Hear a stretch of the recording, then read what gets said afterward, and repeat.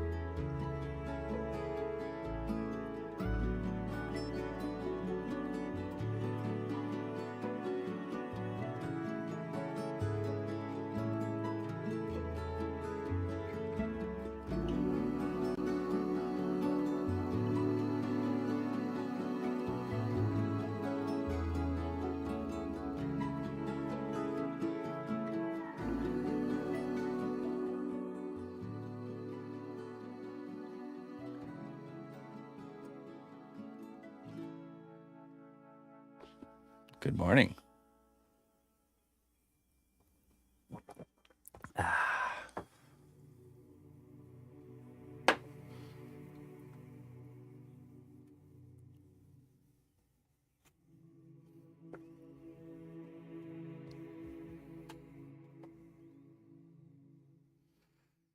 Nice, Peter.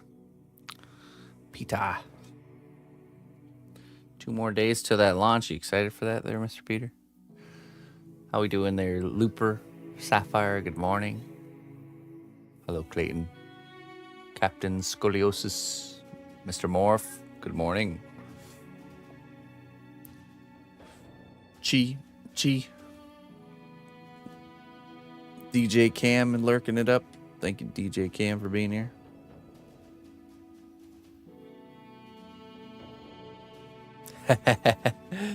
It's always so okay, let me explain.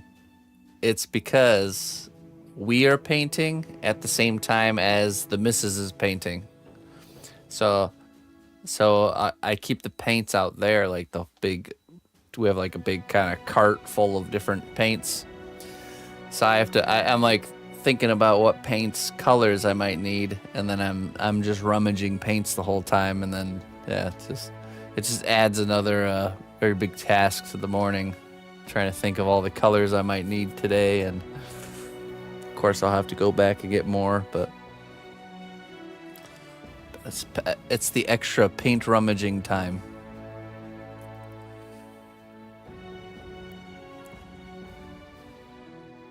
Hello, Corvic. Good morning.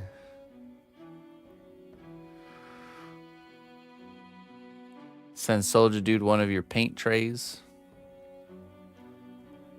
Why was he having a hard time with his paints? Honestly, there's these boxes when we got the full set of the Reaper Miniatures paints. They came in these like big kind of like clear bins, and we've just used those. But of course, we've added more paints over time, so it's like I bought one of those like those little rolly shelves that has like 2 shelves, and the top shelf is a bunch of those clear things stacked up, and then the bottom shelf is like a big basket where we put like our bigger kind of paint like this. So it works. It's not ideal, honestly, but it works for now. We'll, I'm sure, come up with a better solution at some point.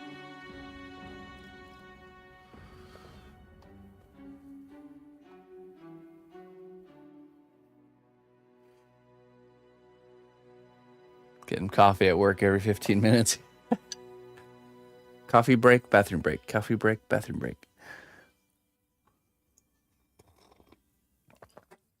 15-minute break, coffee break, bathroom break, coffee break, bathroom break, lunch. Then coffee break, bathroom break, coffee break, bathroom break. 15-minute break, coffee break, bathroom break, coffee break, bathroom break, home.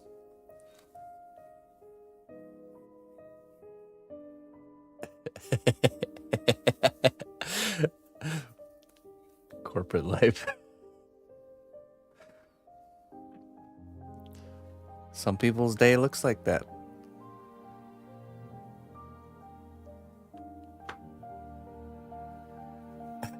Coffee break for 15 minutes.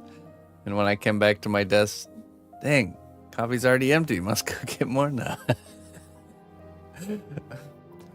You just know there's people out there that exist that are working, some sort of corporate office job that is their day. It really is.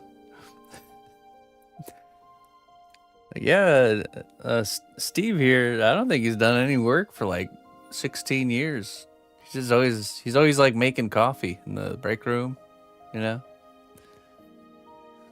Makes himself useful by making sure the coffee's always like hot and ready, Like, so they keep him around, keep him on the payroll.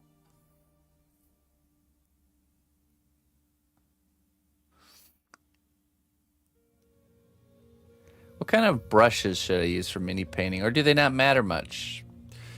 Well, I think the brush definitely is more important with mini painting because you're working with a much smaller canvas.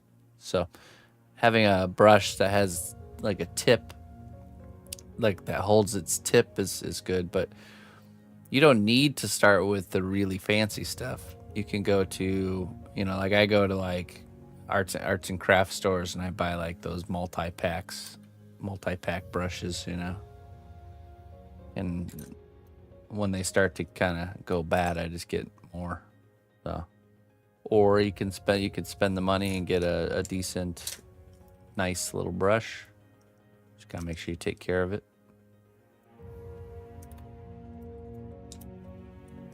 It's definitely good to, if you're just getting started, yeah, I'd start with just the multi-pack of the really small little detail brushes.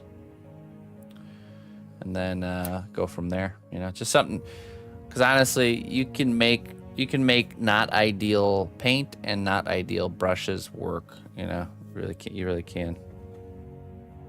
And you shouldn't spend money, like a lot of money on that stuff until you're sure it's something you want to continue with. In my opinion.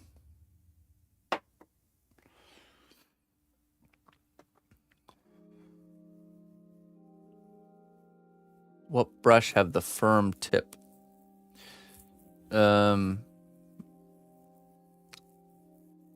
Usually the shorter the brush, the firmer the tip. Does that make sense? Shorter the bristles. I don't know. I'm not sure if that's what you're asking, but yeah. But also the smaller the bristle, or the shorter the bristles, the more often you have to kind of reapply paint.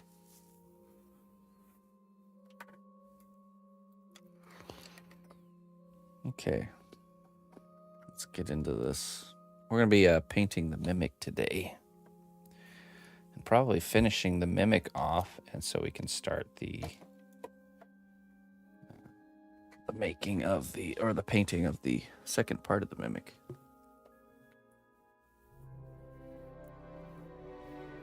Sable or Kolinsky brushes. Yeah, see, I don't really know much about those. I'm sure they're nice. I've never had one though. But it's different. Like I said, for me, I paint a lot bigger things.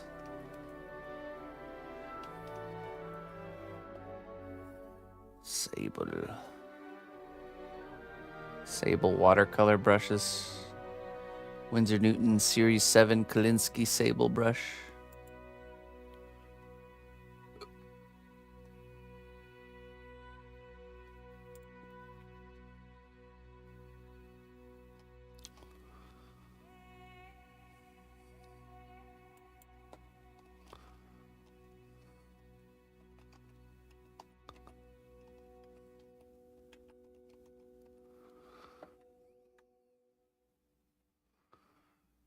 That's quite a premium, that's for sure. Watercolor paint. That's interesting that they're watercolor ones. They're technically watercolors.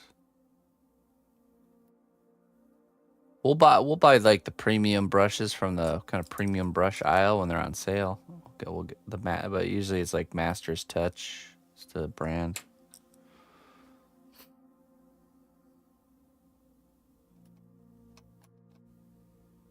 I'm a very simple man when it comes to brushes and painting, so I might not be the right person to ask.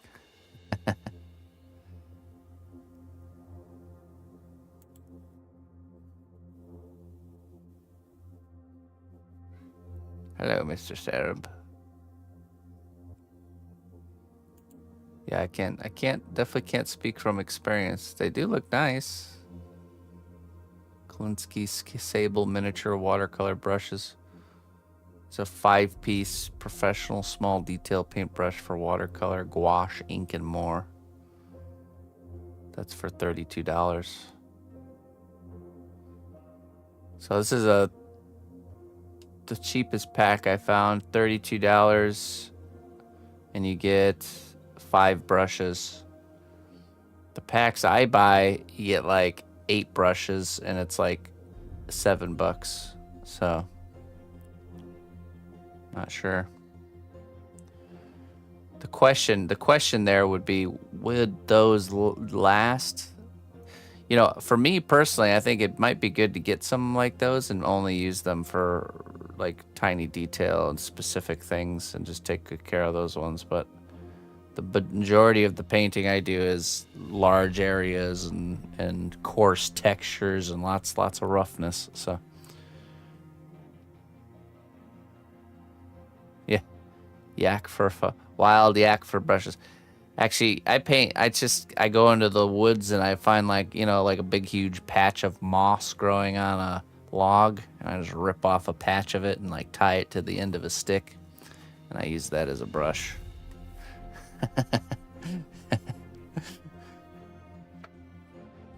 That's how we do it around here.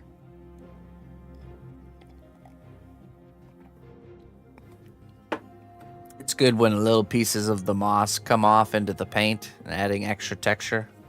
It's all intentional.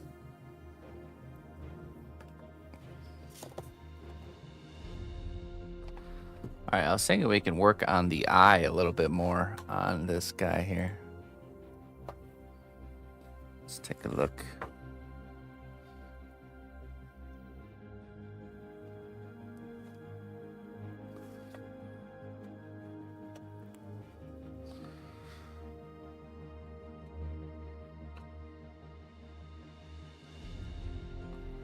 Oh wait, no, okay, this is where we left off. See how we did the shading here on this side, but we hadn't done it on this side yet. Let's do that. Let's do that first before I get distracted. Then we'll transition to the eye.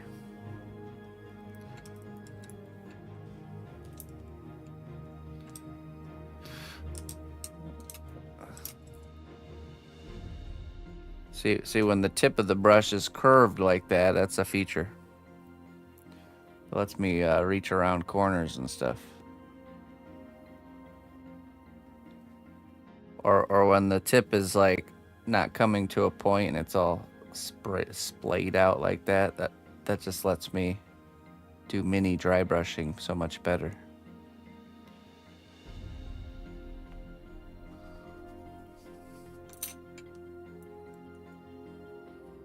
Oh yeah, near the extra dimensional rivet, yeah. Okay, so let's add some water here.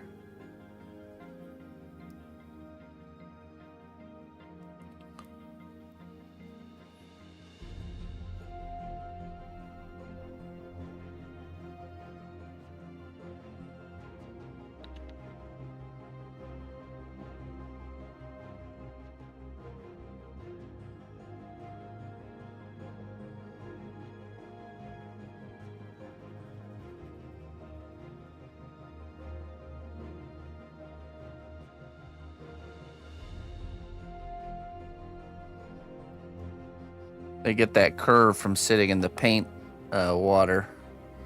I'm pretty sure sitting in the paint water too long.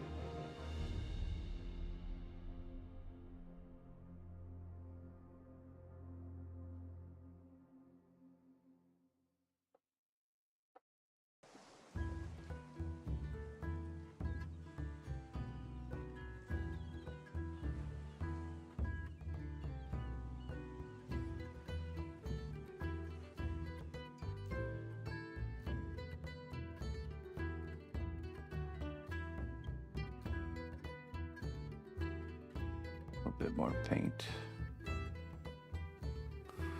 I'm not joking though, that curve does come in handy with reaching around like undercuts and stuff.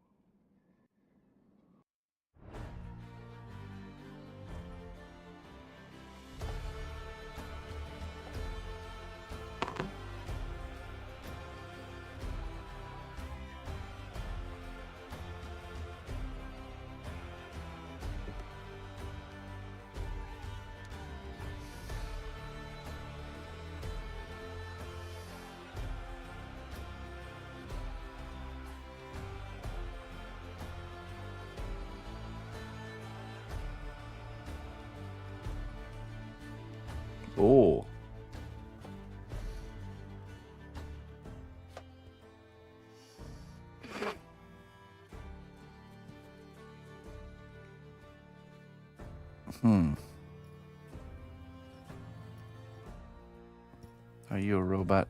Are you a robot queen?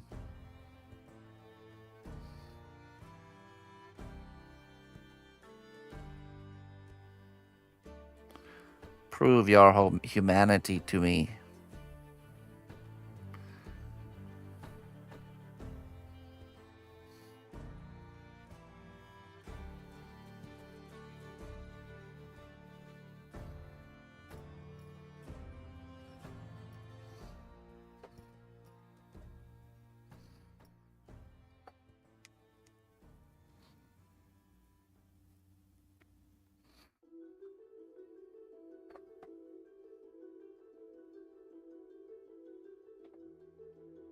This is wood, yeah.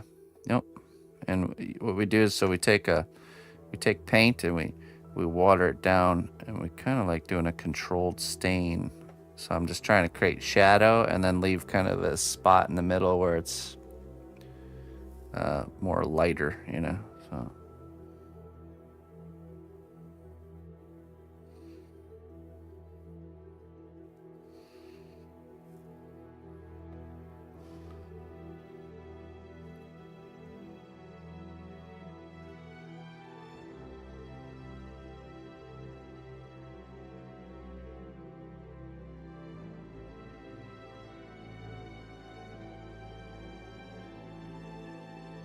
hey, congrats, Jones.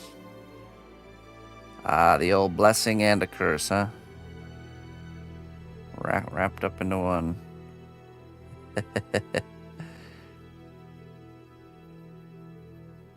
That's cool. So that's kind of it'll be a whole new kind of thing to learn, huh? I always enjoyed learning new aspects of a job. The golden handcuffs.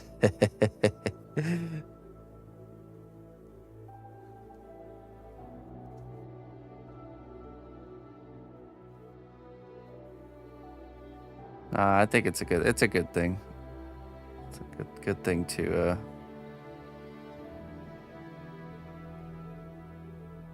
push forward.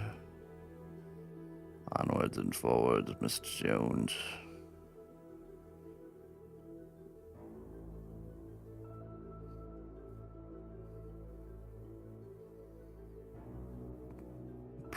I'm proud of you, Jones. You are the right man for the job.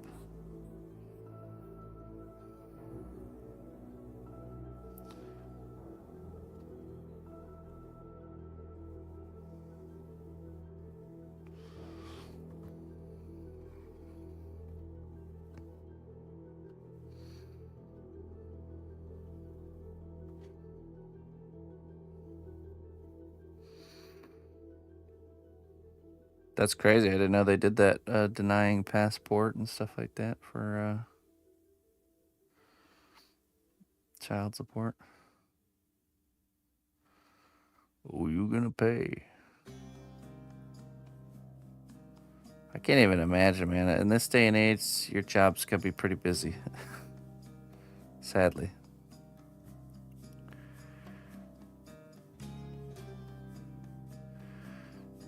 An era of broken homes.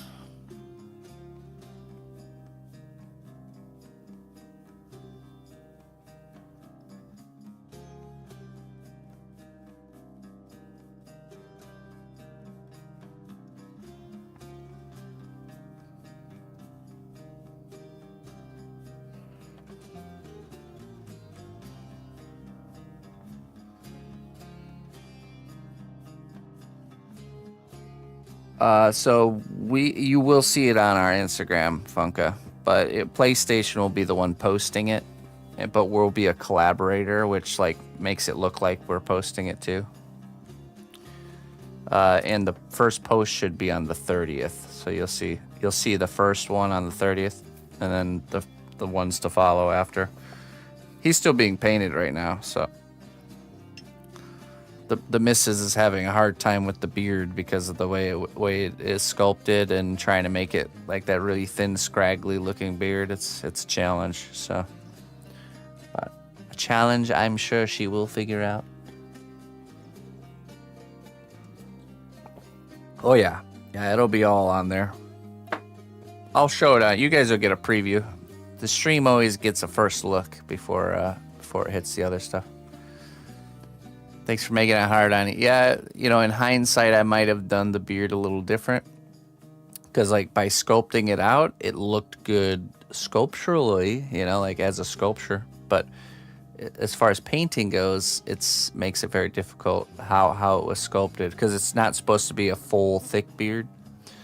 If it's a full, thick beard, sculpting it that way works fine. Because you could just paint it the dark color and, you know, there you go. But because it's that scraggly type beard, it should be more only textured in the areas that are thick, and then that way she can give a smooth surface so she can use like a small brush and do little tiny little beard hair wisps, you know, but it's all right.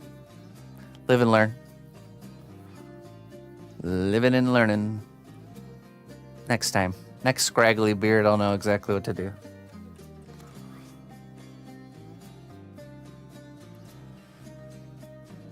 Started out mopping the floor just like you guys, but now I'm washing lettuce. Soon I'll be on fries, then the grill.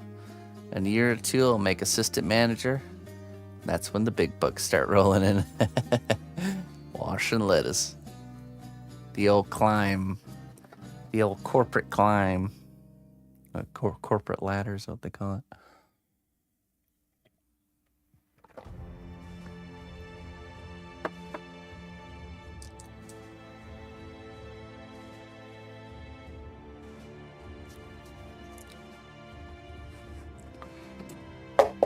Oops.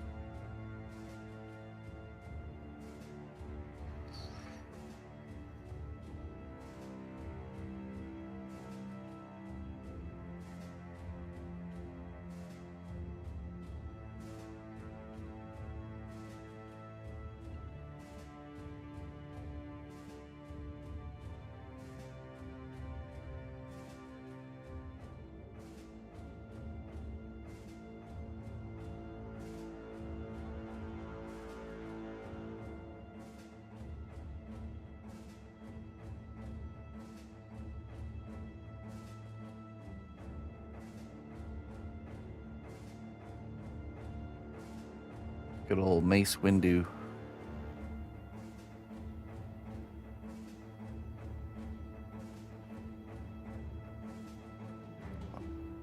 I don't know, for all those Star Wars fans out there, did anyone else watch? I remember me and my brother really, really loved and watched. There was an animated series called The Clone Wars. There's like this new one that's like, I don't know, not as good, but there's this one that came out a while ago that it was by the same artist who did Samurai Jack. And man, that's got to be probably one of my most favorite Star Wars modern content Star Wars things.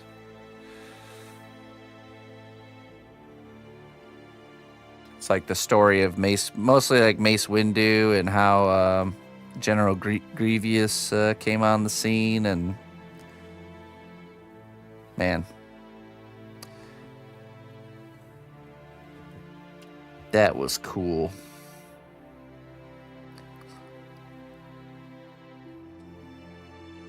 The show isn't canon though. Yeah, but it is cool. Is it not? What part of it is like off the beaten path? I'm curious. Is there any like major breaking of canon moments? I loved Samurai Jack. That was one of my favorite cartoons.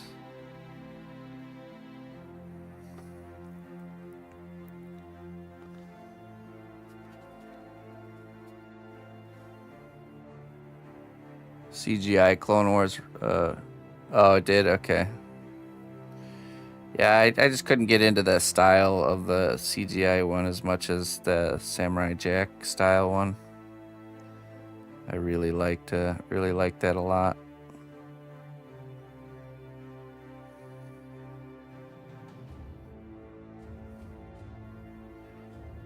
Into the future, that is Aku.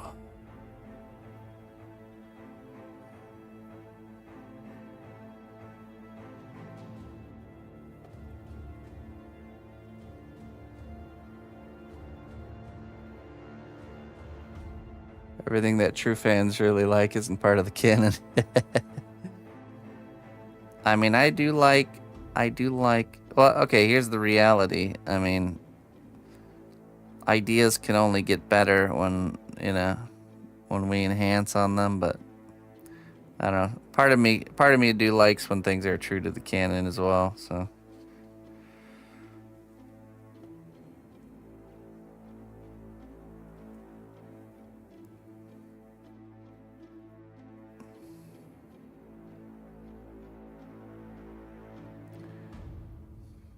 Yeah, because here's the thing, like, I think Tolkien set the standard for what a canon can be. But I don't think many other creators live up to that kind of standard. Or maybe that's not the standard, that's like an exceptional canon.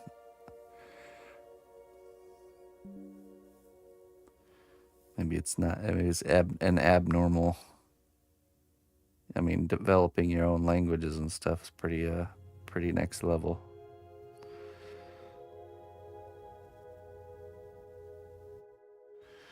Indiana Jones, Han and Chewie comic? Unfortunately, when I was younger, I never really got into comics, although I know I would have if I had. I just never crossed paths with them, I guess.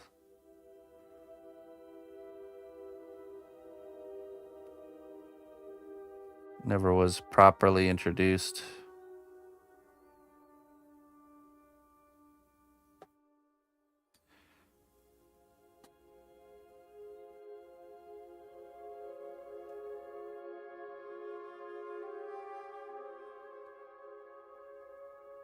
Hey, what's up, Mother Slug? Welcome back. How you doing? We gotta paint these wooden handle grips here too.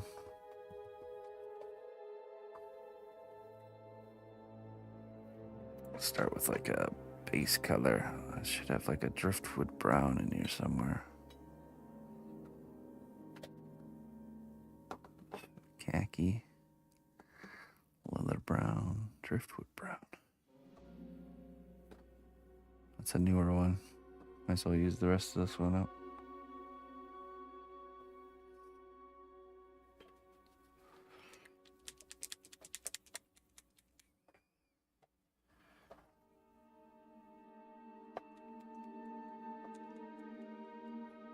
Never seen a slug kick? Can't say I have either. I started pulling garlics out of the ground this morning. It's garlic harvesting season over in the garden. Get to see the results of our garlic experiment.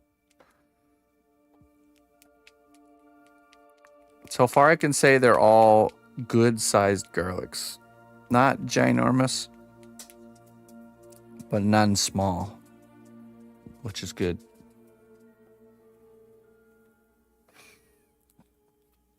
I harvested the shadier part of the garlic patch first, and those ones are all decent size. So let's see how the one that side that gets more sun looks.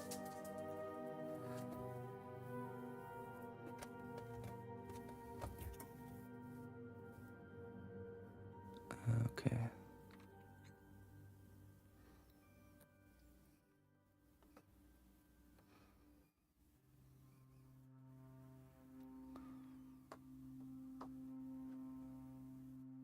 Sorry to hear that, Mother Slug. I hope you're working through those all right. Managing, adjusting, figuring it out.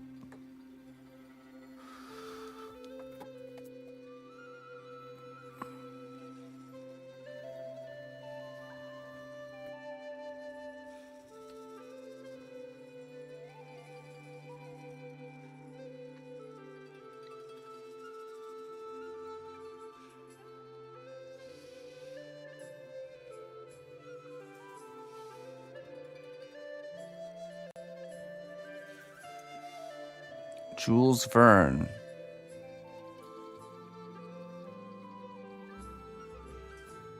Legend of Storytelling. I feel like I've heard that before. Heard of that. Let's do this one.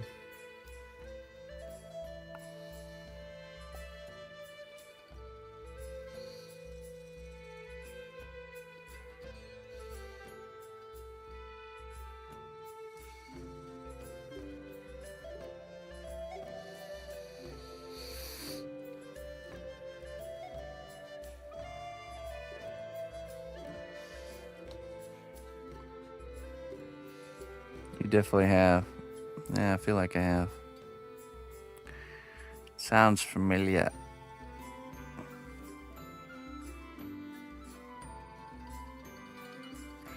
You don't tell me what I haven't heard, Cerub.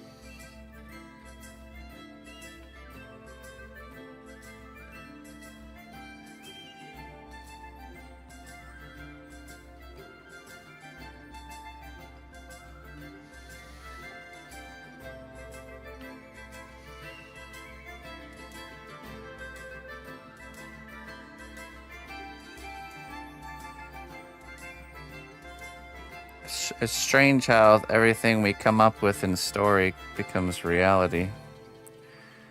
I remember when like they would use like a touch screen device in like, you know, like feature-y movies and stuff. And thinking about how cool that was. And then here we are, you know, now it's just like a normal, everyday part of society.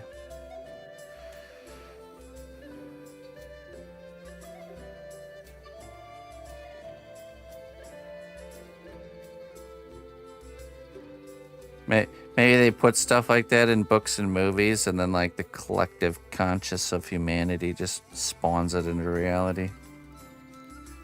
That's the real game they're playing. Like, all right, what do we need? What do we want? All right, put it in a movie, make it look cool, and poof, just starts to exist. Has to buffer for like 10 years, and then there it is.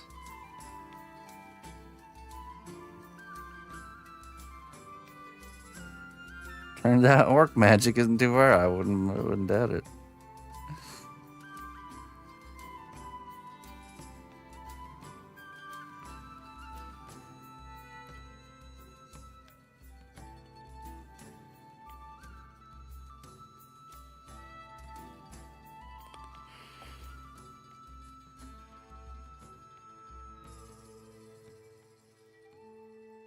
Show the whole mimic frame.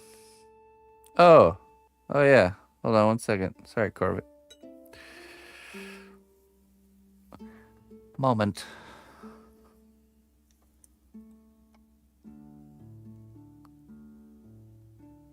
Hello, Corvic wife.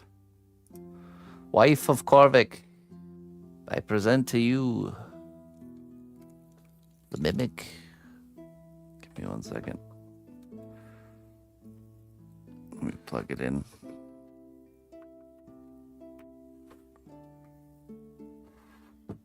Let me plug in his tongue.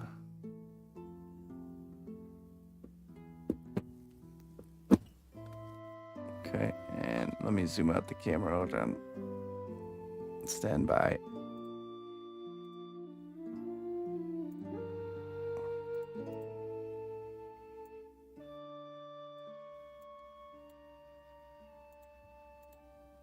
There we go.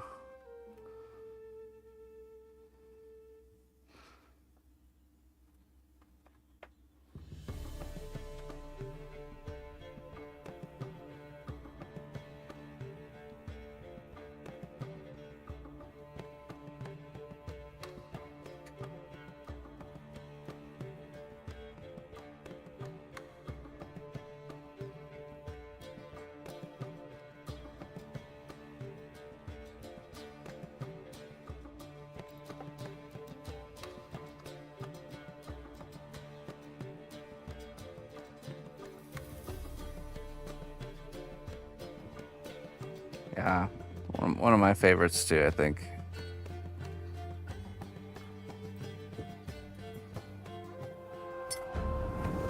The strength of the cnotbusch kingdom lies not in our walls, but in our people.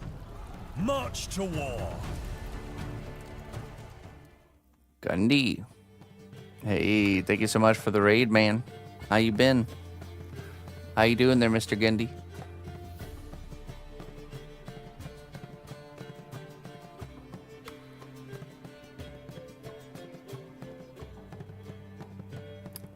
What's the brand name of the pasta roller? What is it called? Marcato. Marcato, I think. The Atlas 150 is the model. I'm doing great. Did you have a good stream? What were you up to?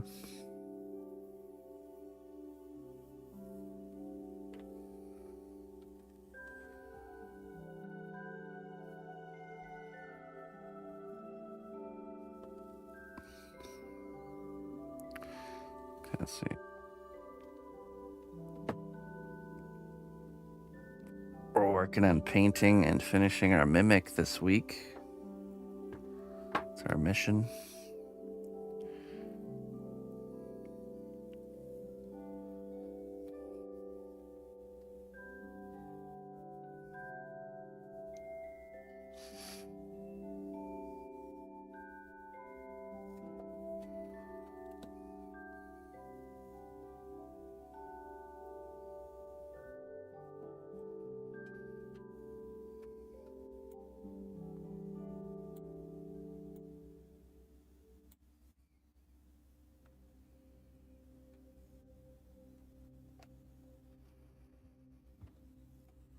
No, Norman's being painted right now in the other room. Ina's painting Norman.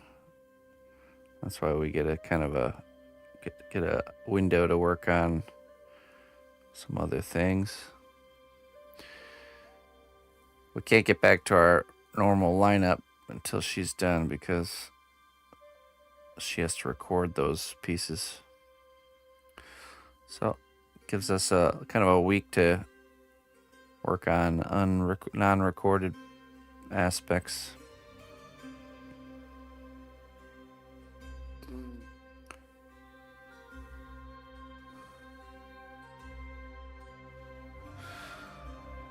A warrior type of character. Okay, that's what it is, man. You keep struggling through.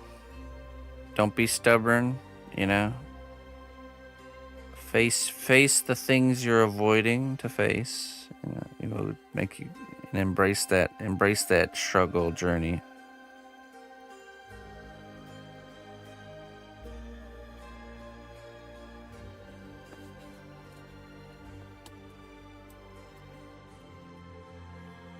What's it made out of? So the box. So this was part of a class I taught where I took an existing wooden box or chest, and we rigged it up and turned it into a mimic using clay on top of the box, a polymer clay called Cos clay.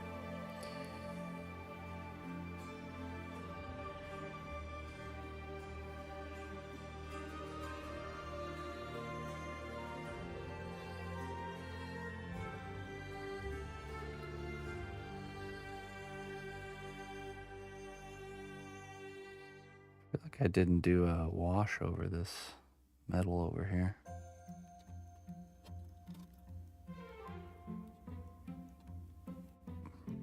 Booby trap.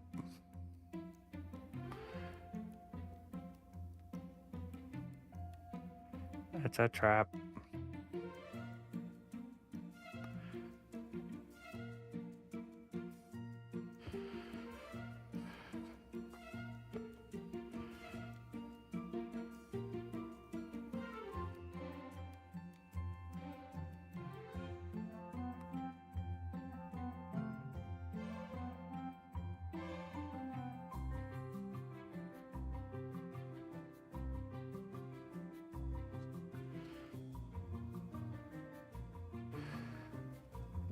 Yeah, The more stubborn you are, the longer it takes to learn.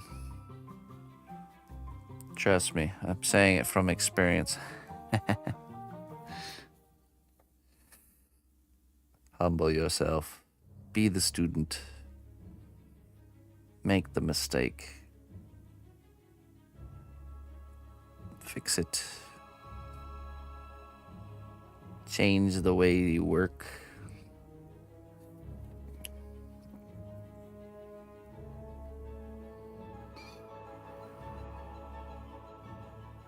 And don't get attached to the work. Get attached to the growth, the learning.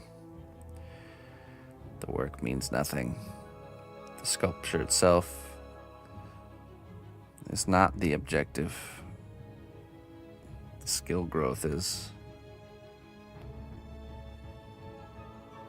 The sculpture is just the byproduct, the natural byproduct.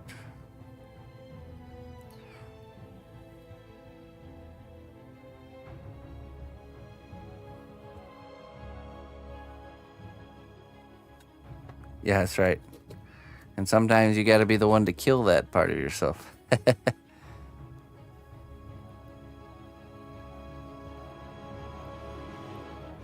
You could wait for that part of yourself to die of old age, or you could smite it yourself.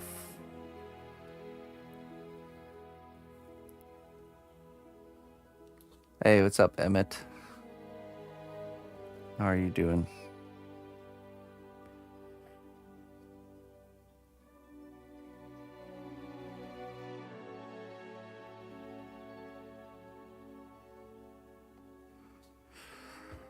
Smite it with humility.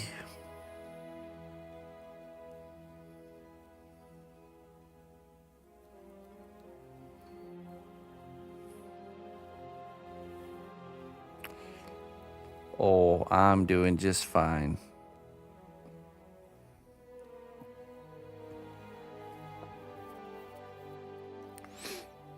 All right. Let's see, the other one should be dry now.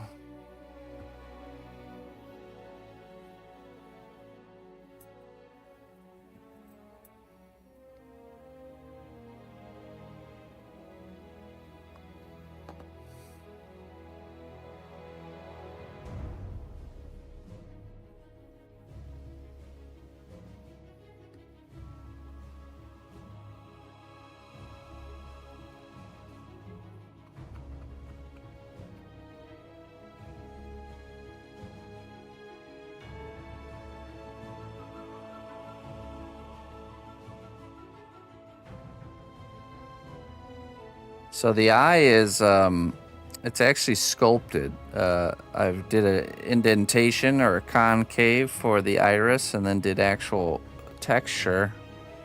And we're going to paint more on that eye. And once it looks good, I'm going to put a drop of UV resin there, which will fill it and create a nice domed look.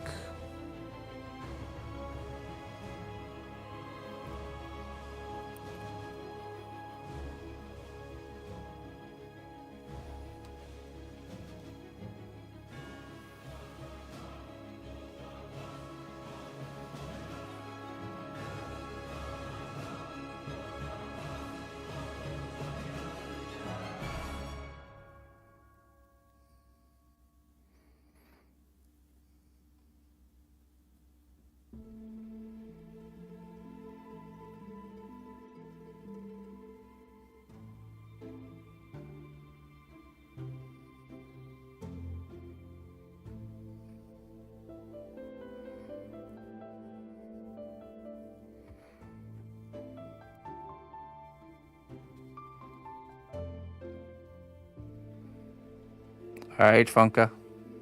Catch you later.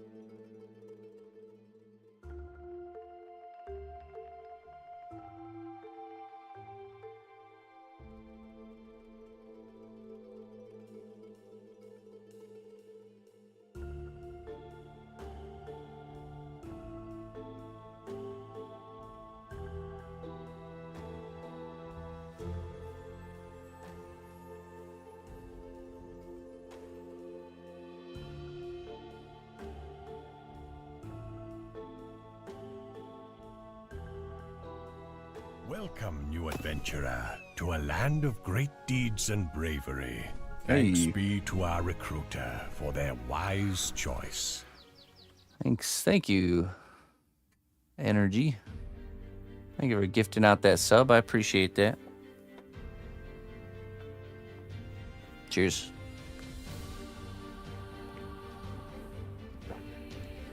Thanks for supporting my work, my friend.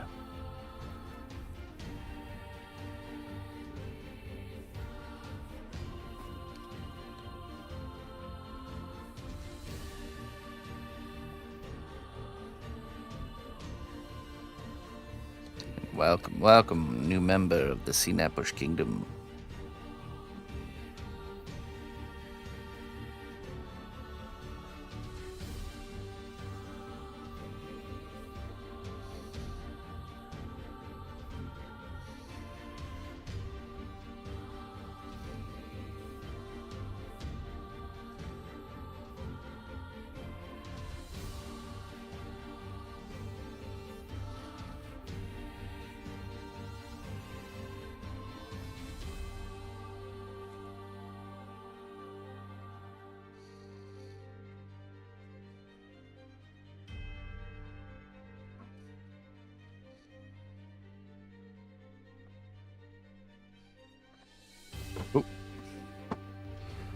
Let me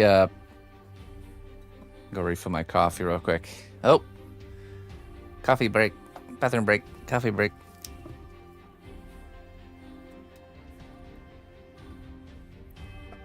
I'll be right back.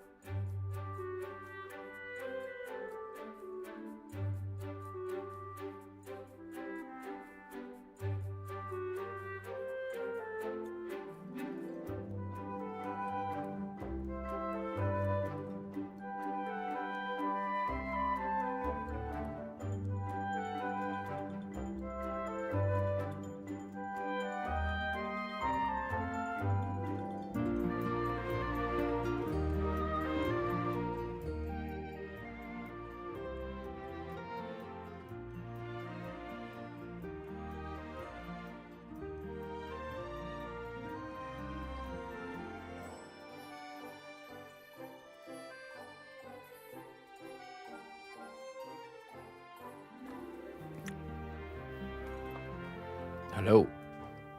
I'm back. Back to work.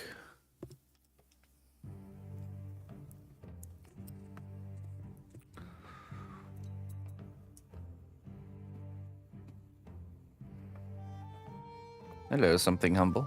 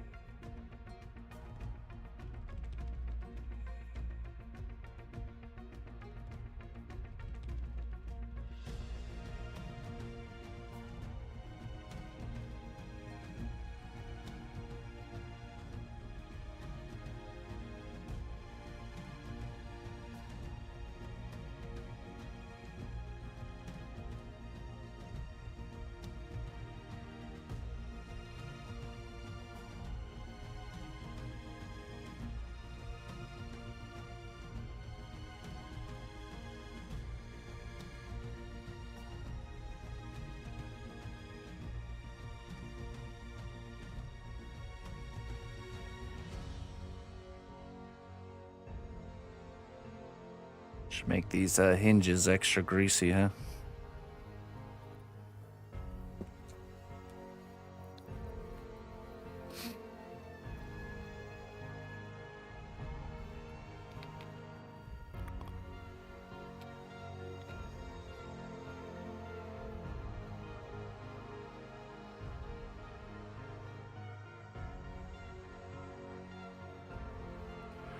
Do I do film props? No. I would. I would do film props. But I haven't. Mostly just custom collectibles and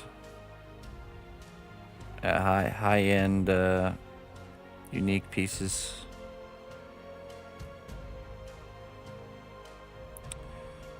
I didn't start off in any industry. Actually, I did. The industry I started in is the streaming industry, so but not any like my name's not really circulating in the film industry.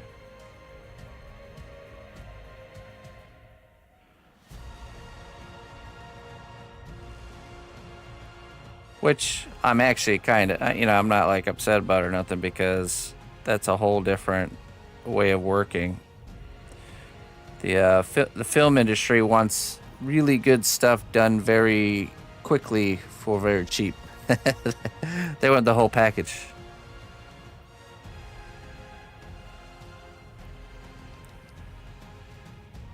I prefer the having the time to really produce something well, something that's gonna last, not something that's just there for like 2 seconds of a shot, you know what I mean? But I would do it. I enjoy challenges like that occasionally.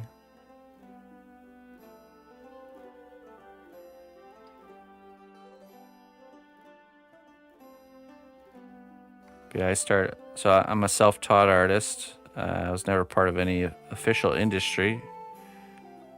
Just started doing my thing, selling, making custom. I found my beginning niche making mostly game characters.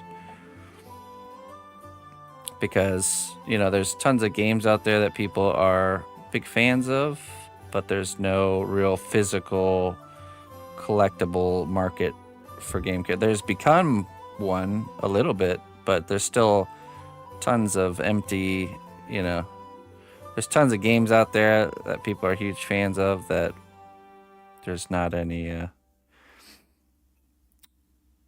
collectibles available. Or, for example, we all make unique characters inside of games, and those become a meaningful character to a lot of people, and they want to get something made revolved around that. It's just kind of where I found my niche.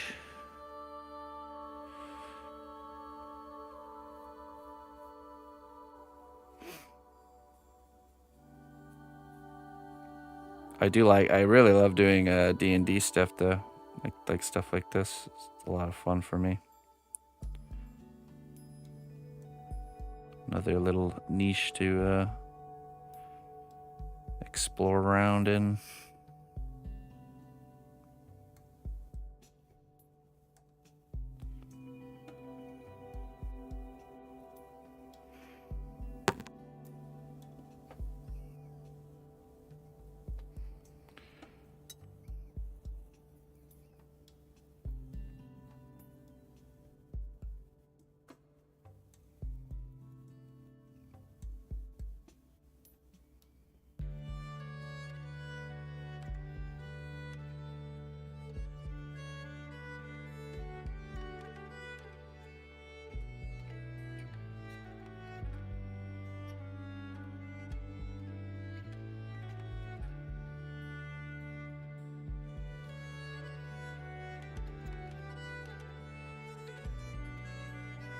No. I'd say my my D&D work is more of a new thing. So maybe at some point I'll get on their radar and get something official going.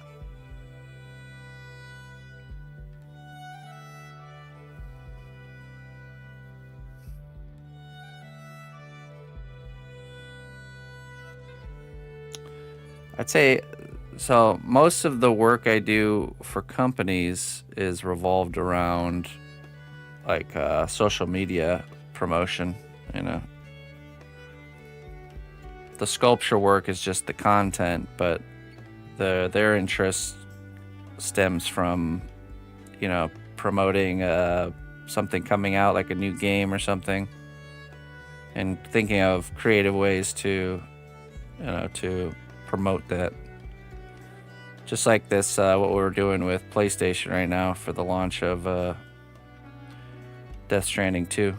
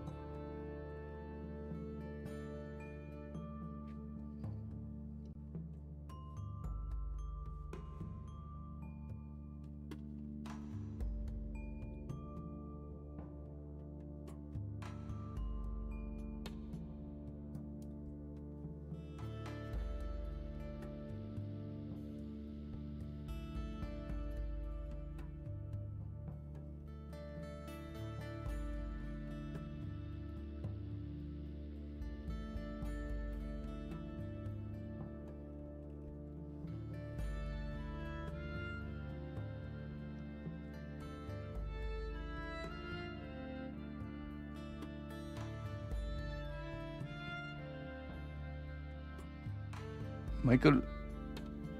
Hey, thanks, Michael.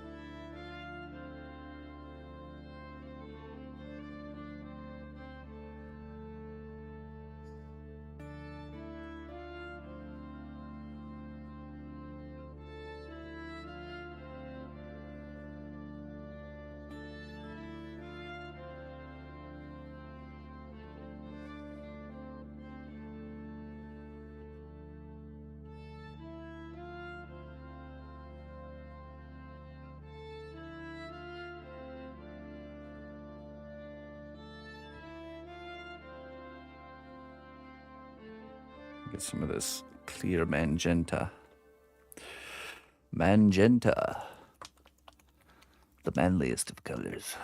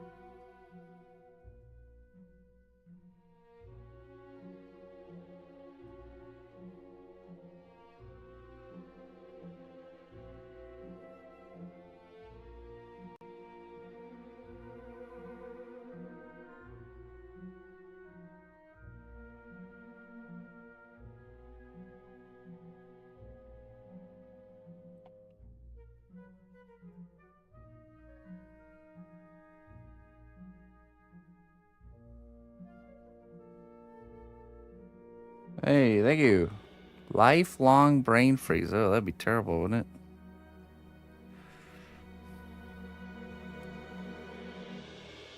I can't remember the last time I had a brain freeze.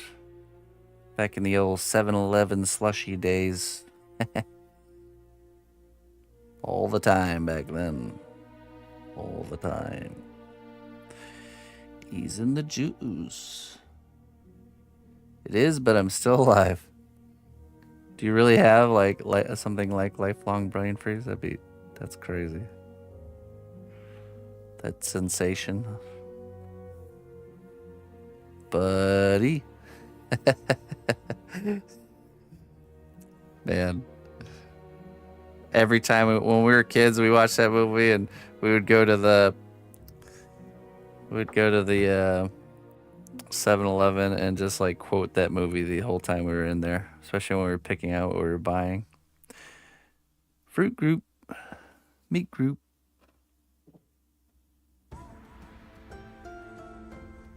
Oh my goodness. Sorry to hear that. Hey, you know, there's always hope for things to get better with stuff like that. I believe it's possible.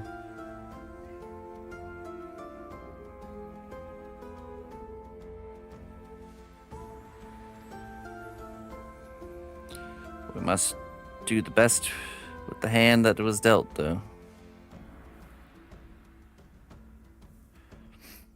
You ever looked into, and I've tested this before, thankfully I don't get headaches or anything like that too much, but when I do, and I've tested this, cayenne pepper. Like a little spoon of cayenne pepper right in the right down the hatch. It actually works. At least for me. I know it doesn't work for everybody, but there's a part of cayenne pepper that helps with like blood flow and stuff like that to the brain. And I had learned of this, holistic way to deal with headaches, and I have definitely tested it. It's a complicated neurological disease. Yeah, just, you know what, next time, just take a big old handful of cayenne pepper and just give it a try.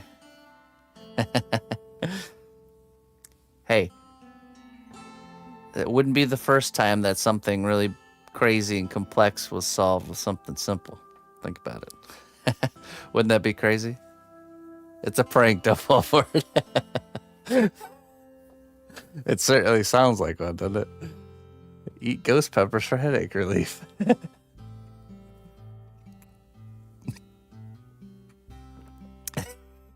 The old if everything hurts, my head won't approach. No, it like has a actually like, all right, let me look this up. There's got to be.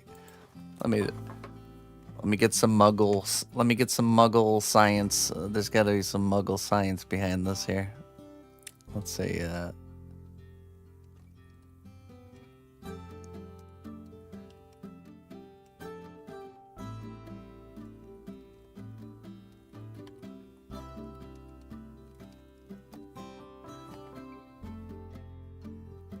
There we go. The capsicum compound found inside of cayenne pepper has pain-relieving properties. Okay. It's a real thing.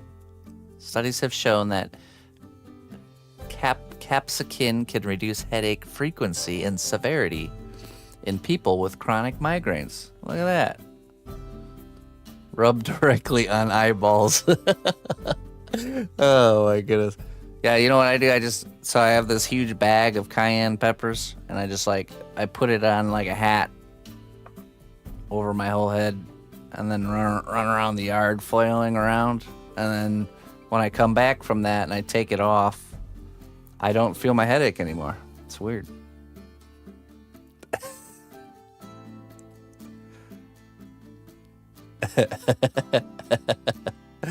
But no, it is a real thing. Definitely. I was so surprised when I learned about that too, and I had to. When I learn these things, I have to test them on myself to, see if that's actually true, or at least if it works for me.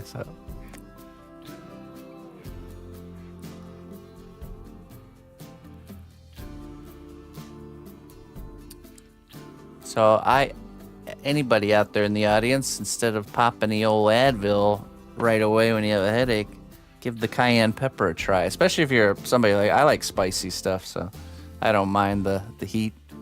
I'll usually do like a little glass, and I'll put the cayenne pepper in the glass and then add a little bit of water so I can down it like a shot.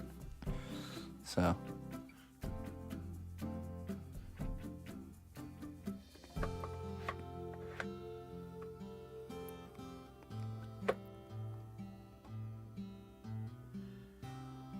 Imagining that snake oil salesman in Red Dead digging around in his wagon for another bottle of ghost pepper eye drops. Yeah, I got you. Just spreading the information. You never know. It's like throwing noodles on the fridge. Eventually one will stick, you know what I mean? Then you'll know the noodles are ready.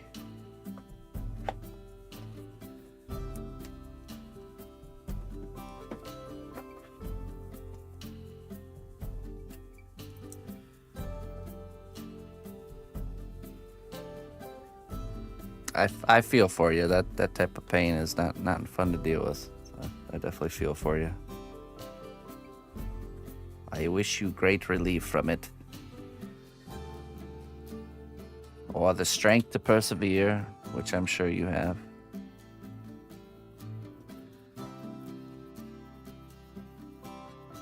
To endure.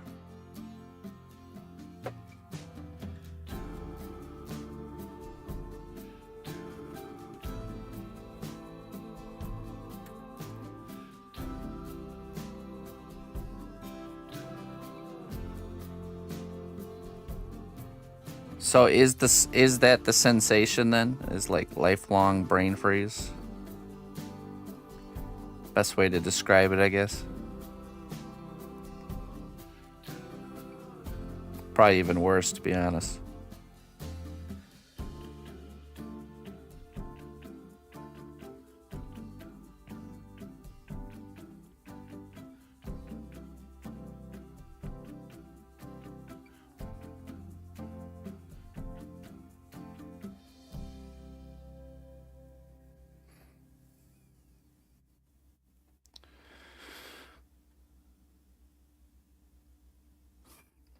It's like someone takes an ice pick and just smashes it right into the top of your head.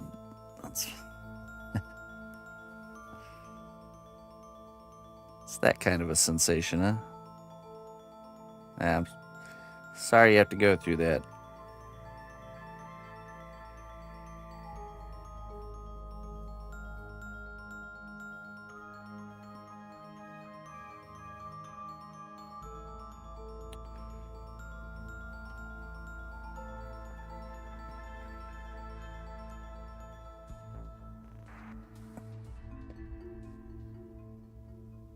Makes for unique art, yeah, right?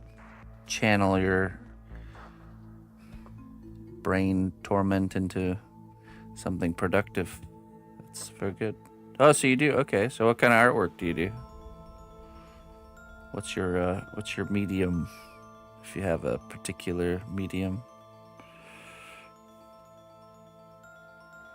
Hey, what's up, Silly Cubes?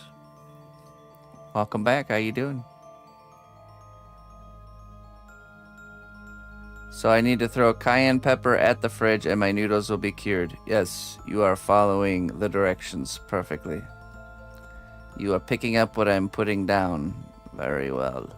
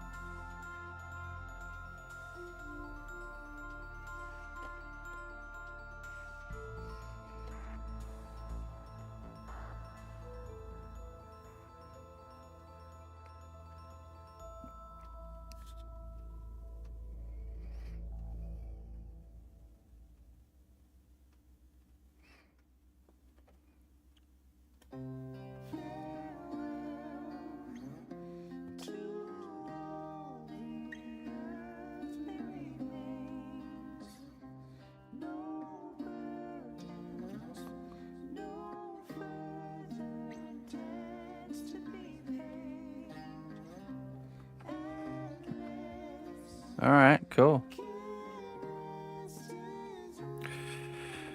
Well, we do have a Discord if you want to share your work, and every Friday I do a show and tell hour where we go through everything you guys are doing and up to. So that goes out for anybody out there. There's something new we're starting here, and just every Friday I'm gonna comb through Discord and check up on everybody and see how you guys are doing with your creative garden, whatever adventures you get going on. If you want to share, so just toss anything in the Discord and the respective channel, and we'll see it then.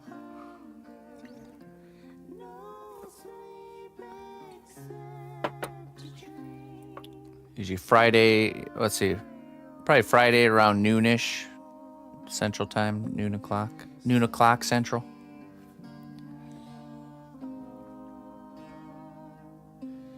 Hello. We are, yes. How you doing, Evan?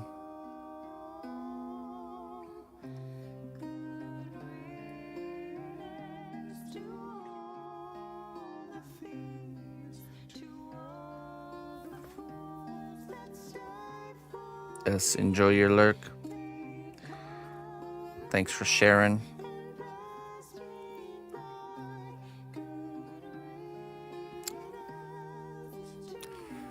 I think I just noticed something. I think I painted rust on these spikes, but not on these ones yet. Not rusty. I'll have to go get our rust paint out. Rust. Dirty down, rust. Let me go grab it really quick. I'll be right back.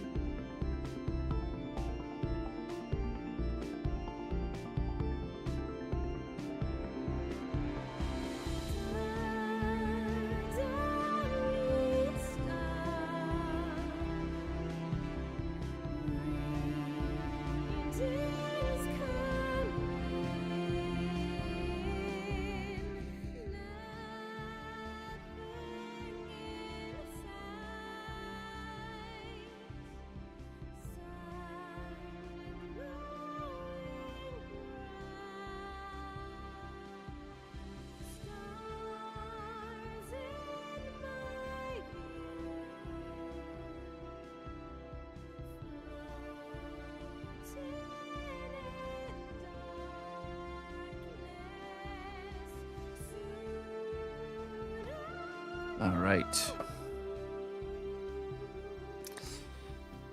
Let's see. I need a stick.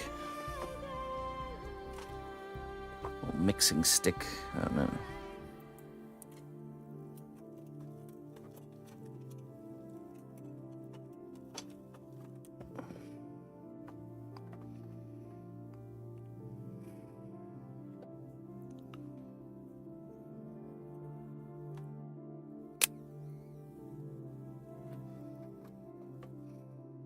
This is the rust, dirty down rust effect paint. Really awesome stuff. Makes extremely convincing rust. I think it does because it actually it actually makes rust. Like it oxidizes. It makes really nice rust because it is rust.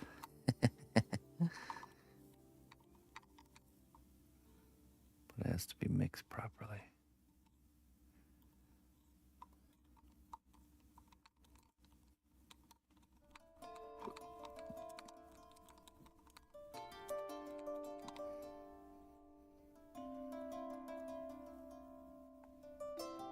Stuff isn't toxic, is it?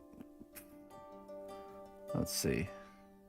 Danger! Extremely flammable liquid and vapor. Eye and skin irritant, harmful or fatal if swallowed. No, that's fine.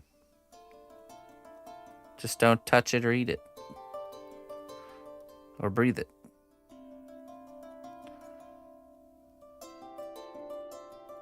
Oh, liquid. No, it's the flammable vapor and liquid. Okay. Eye and skin irritant, harmful if fatal or swallowed. Okay. Don't get it in your eye. Don't let it touch your skin. And don't eat it. Only to living creatures.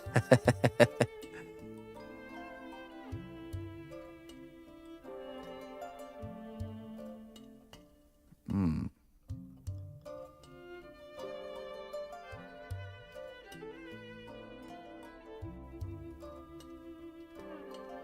Mm-hmm.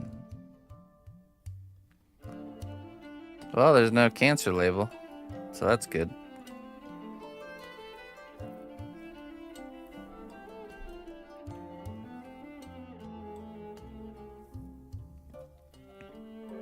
Ethanol, acetone. Avoid contact with eyes, skin, and clothing. Do not swallow. Wash hands with soap and water after use. Keep product away from heat, sparks, flames.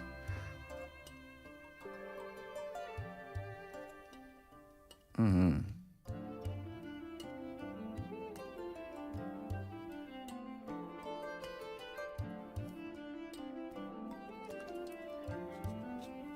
Not too bad. I've seen worse. You can see how it's already rusting this mixing stick here.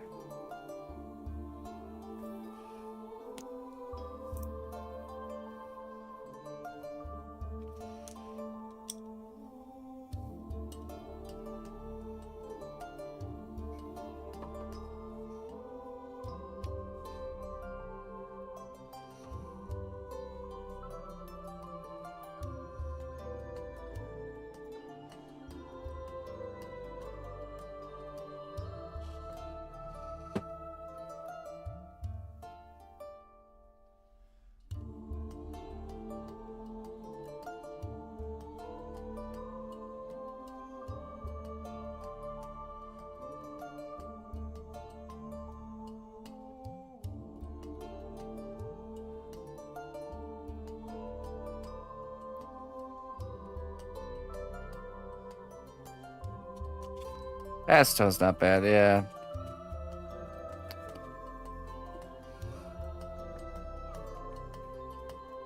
When you're using art supplies that are like this, it's not necessarily about... It's more about how much you're exposing yourself to such things, you know. This paint, I'm okay with it. If it was something I was using every day, it might be something I would maybe consider looking for an alternative for, but I don't. use it maybe once every 3 to 6 months, you know. Get more damage from going to the gas station. Breathing in fumes.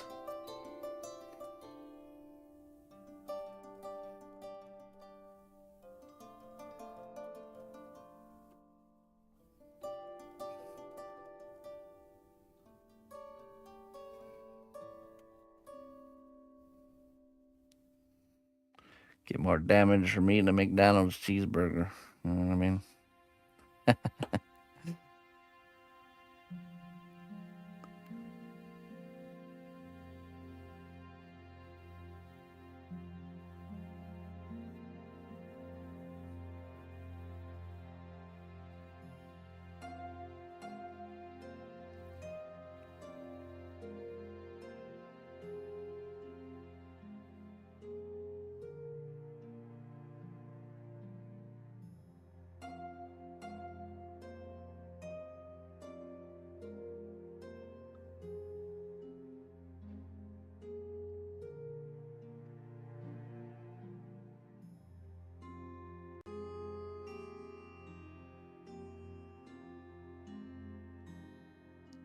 Oh my goodness. Crazy.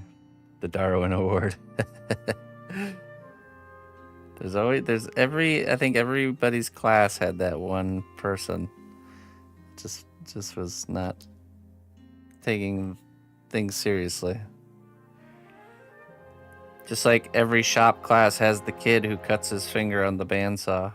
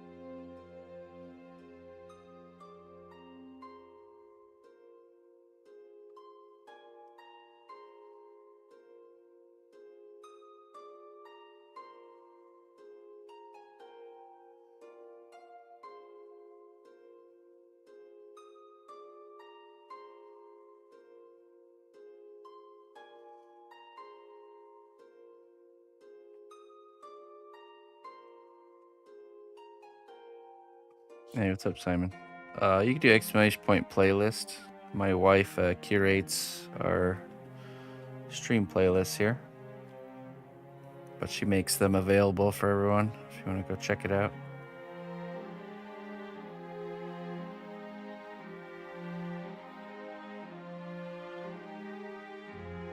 Or if you're just curious what song is currently playing, you just exclamation point song.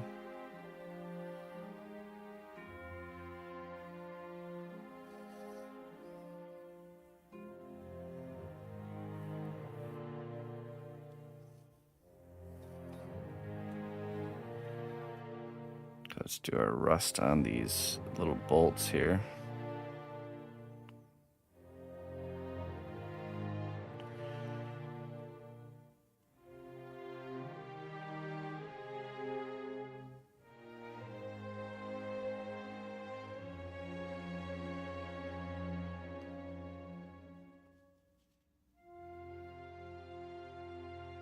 You can though, that's the thing. See? Let me fix that for you. You certainly can.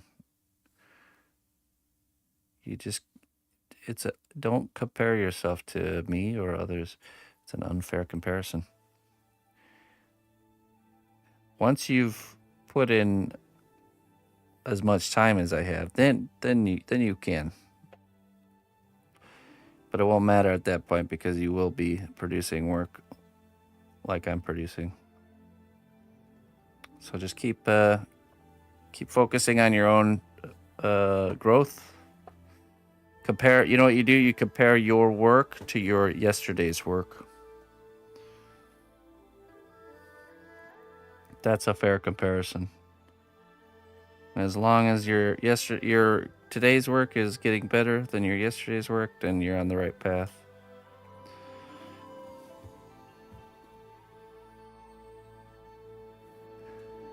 Oh yeah, we all gotta choose. We always gotta make choices. Pick and choose what we want to spend our time doing, you know. Can't do it all. No, nobody can do it all.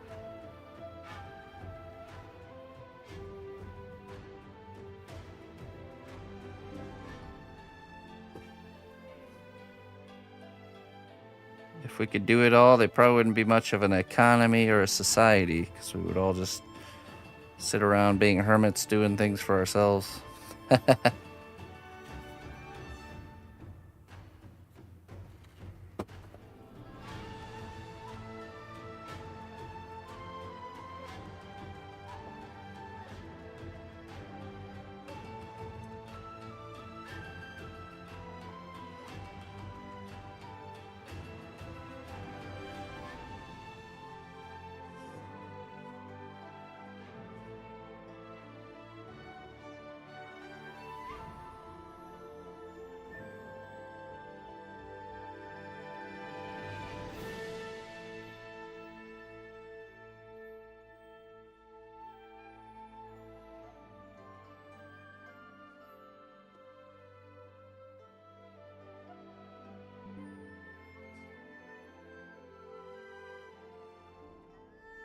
Oop.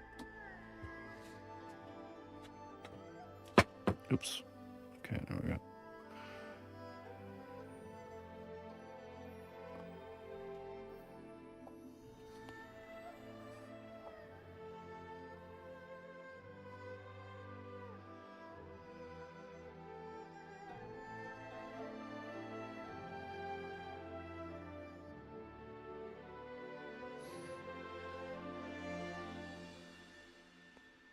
See how that rust really develops? Really nice. Pretty good, huh? Then we'll go back in with like a silver and just kind of graze the edges.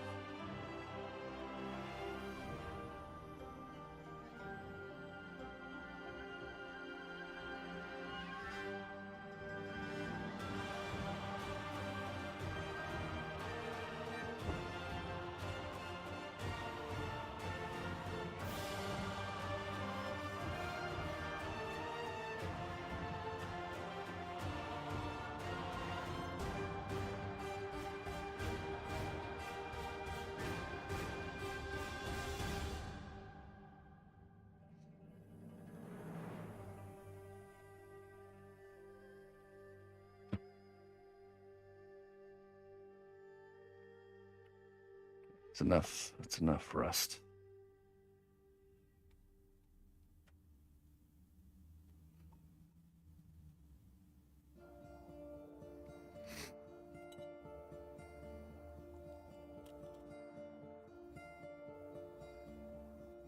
The toxin has been contained.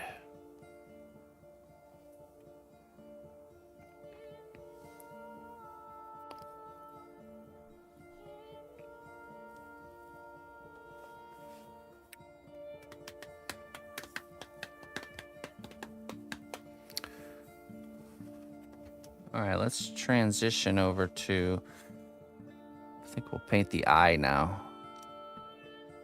Do a little eye painting. Hey, what's up, Savage Dad? Good morning.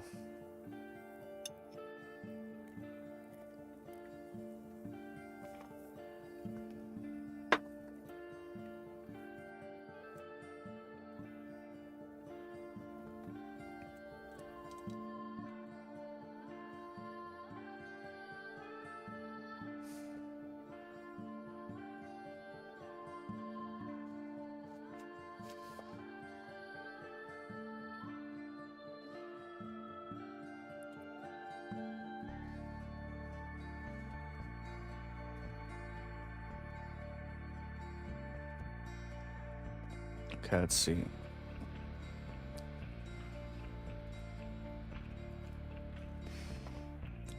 Let's start with white.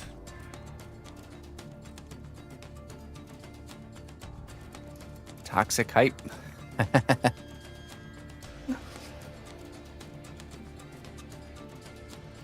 This is not pure white, leather white, but it'll be just fine.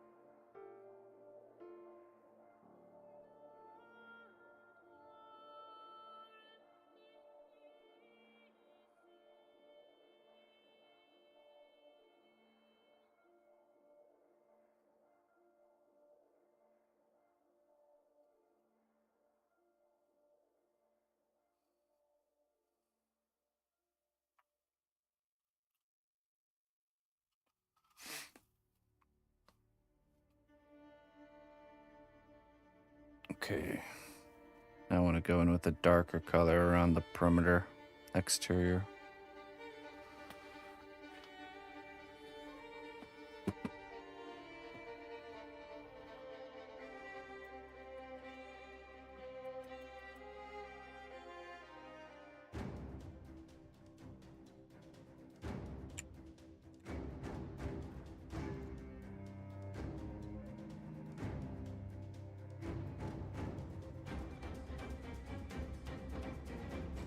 Let's see.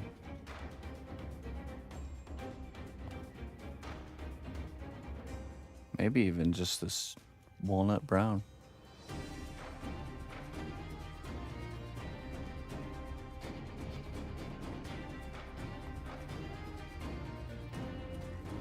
Let's mix it with some green.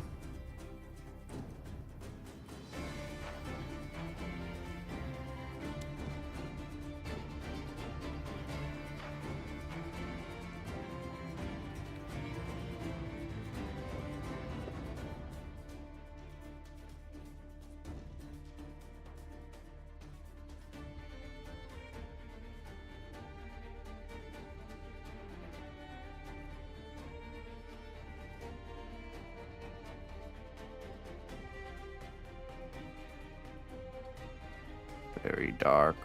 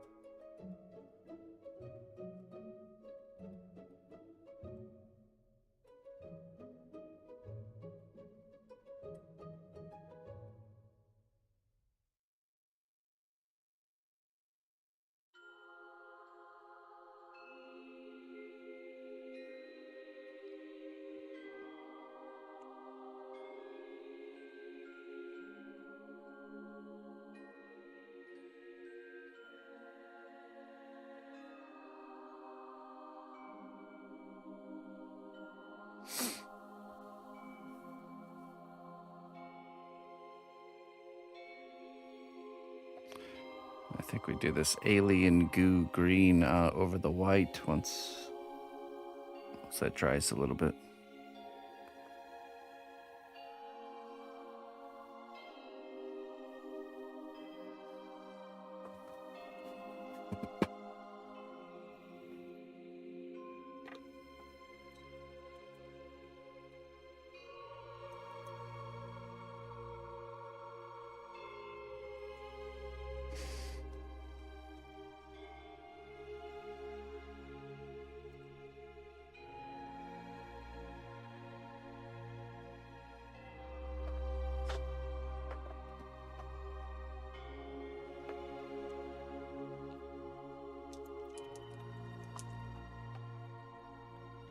Let's work with some more magenta.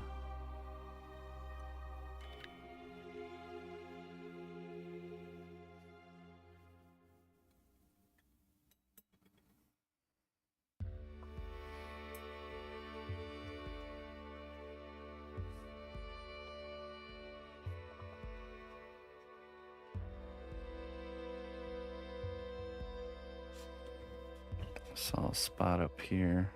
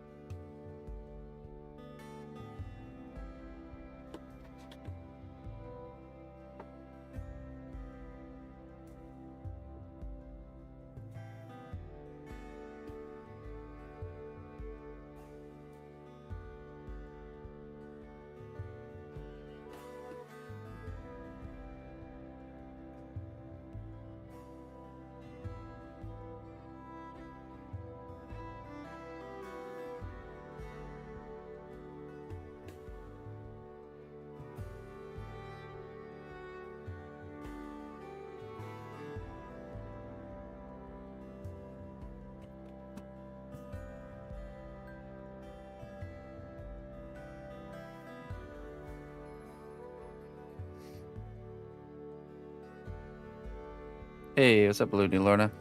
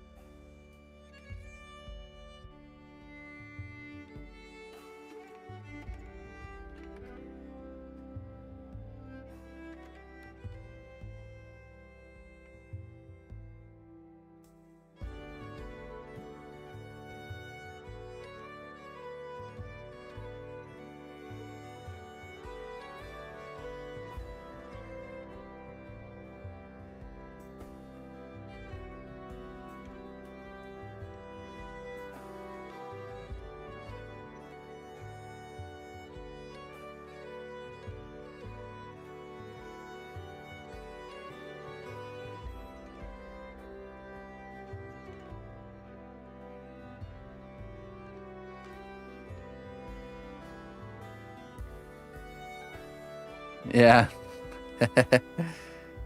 Wait a minute. But no. You waking him up when he's a teenager is payback for him waking you up when he was a baby. So, it's already been paid.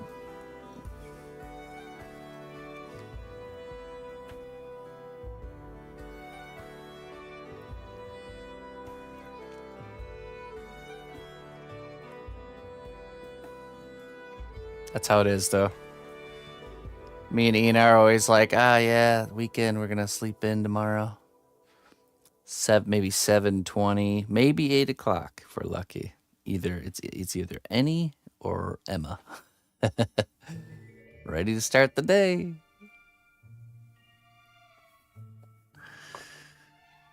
Whether you're ready or not, it's time to start.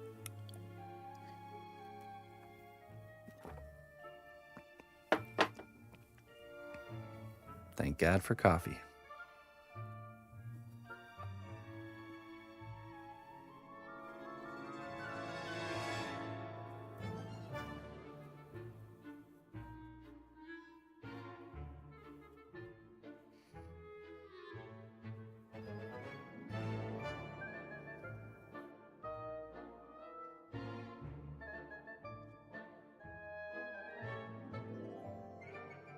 You're welcome.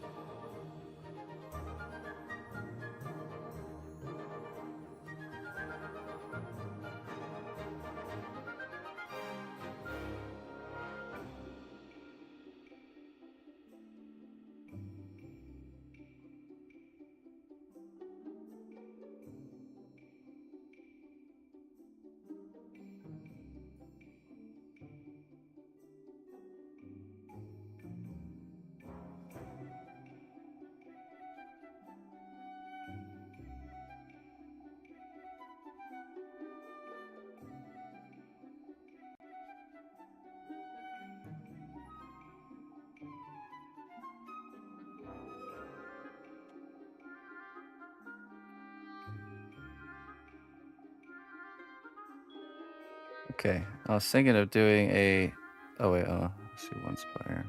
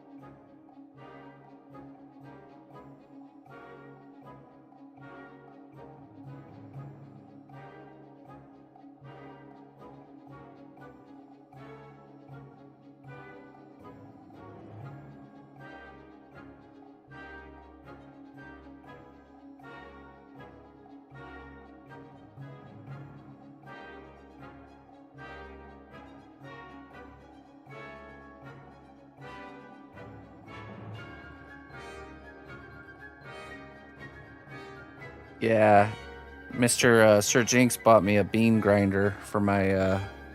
I think was it for my birthday? I think it was for my birthday, but or it might have just been a random gift. I don't even know if it was birthday.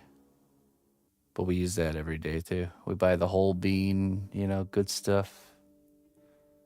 We don't always grind it every day, sometimes every other day, but yeah, definitely a difference. But I'm no coffee snob. I'll certainly drink a full cup of instant coffee if I gotta. I'm not picky, but it does taste better.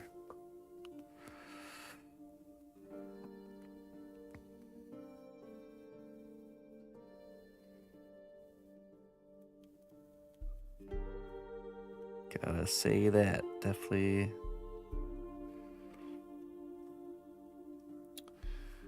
I kind of want to let's go get some Q-tips and some acetone, and we're gonna clean up these teeth a little bit. Kind of remove some of the paint that's gotten on them and reveal that translucency underneath. And then we're gonna do kind of like a wash coming from the roots of the teeth down, and like a kind of a tooth plaque-ish color.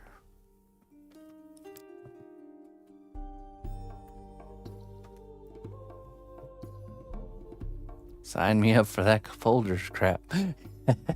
I would drink it. Yeah, I'll take what I can get. But yeah, I think more of me wanting to get whole bean coffee instead of pre-ground is just getting away from trying to get away from as much pre-manufactured stuff, right? So like if I can manufacture it myself from whole ingredients, then I will. So, or at least closer down the production line as we can get, right?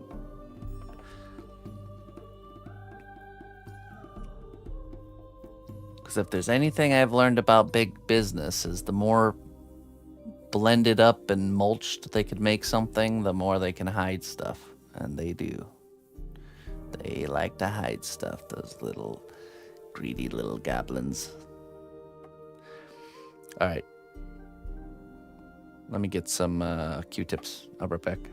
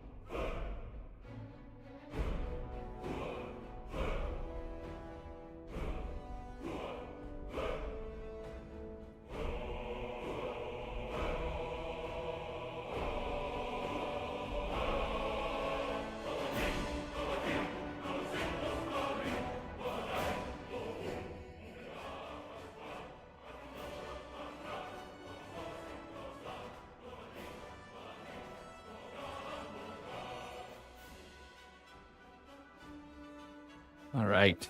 I got this little plastic cup. I'm hoping acetone doesn't melt it. I don't know. It could, or it couldn't. Let's find out. Well met, loyal friend. You've made a Oh, real wait. impact on the realm. Thank you for your contribution. Welcome, new adventurer, Oh, to a wait. land of Overruled. great deeds and bravery.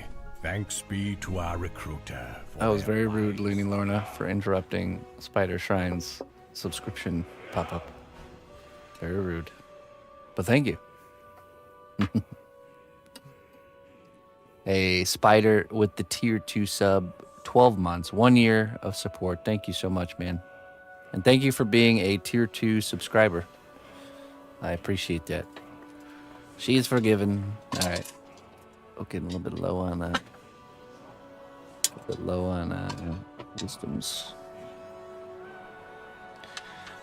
All right, we got snail slime and broken heart potion. What would you like? Choose wisely. While I get this open. Acetone jug. I've had this acetone jug for like 6 years.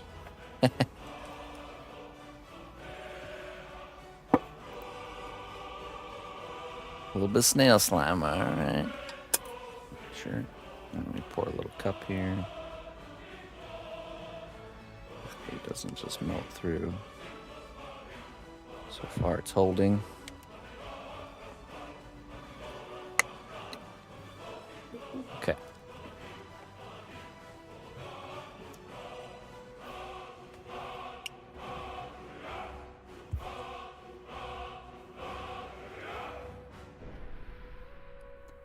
Snail slime. Let's see what we got here for you.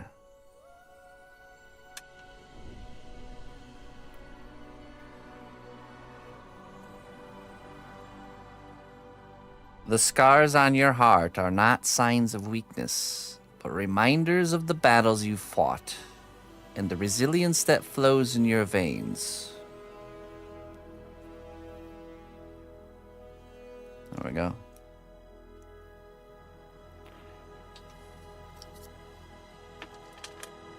There you go, spider. Okay, so we got our little... Oh, I feel like this might be melting. Oh, it's totally melting. Okay. All right. Should have known. I should have just trusted my instinct there. That's totally coming through. Okay. Let's try and find another container for that before it totally melts through.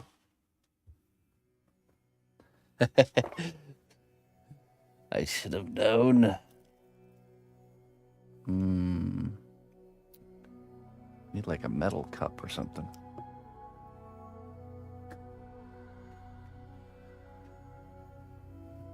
I have a paper cup here. That should do it. Hurry, hurry.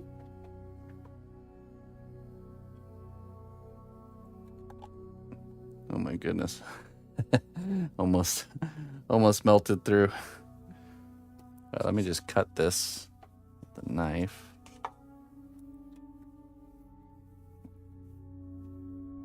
Yes, and Looney Lorna, sorry. Hey, thank you so much for gifting out that sub to Delanner. Sorry, I got very distracted by my situation over here. Thank you so much, Looney Lorna. I appreciate it.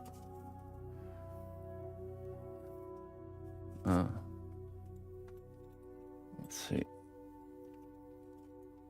Knife.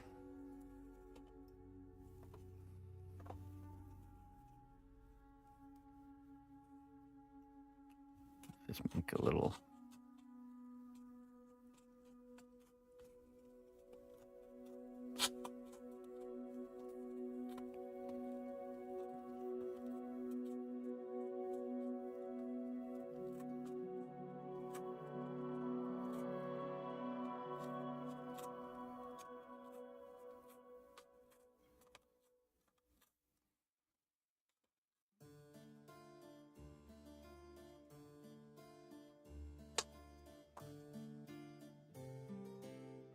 Go. Now, let's take our Q-tip here. And we're just going to remove paint from the teeth.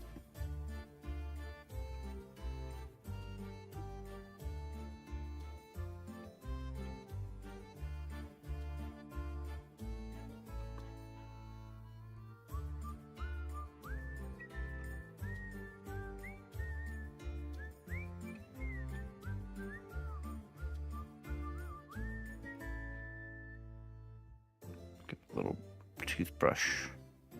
toothbrushing.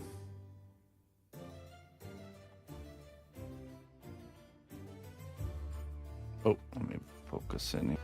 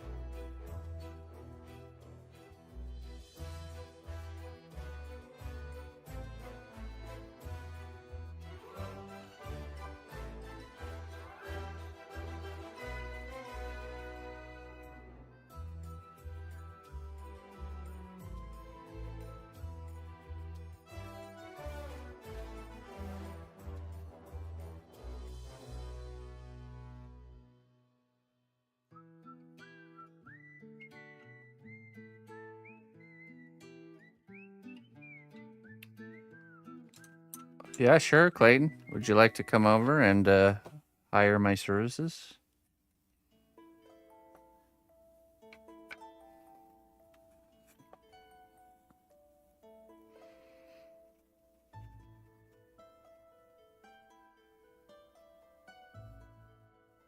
Lorna volunteers as trivia.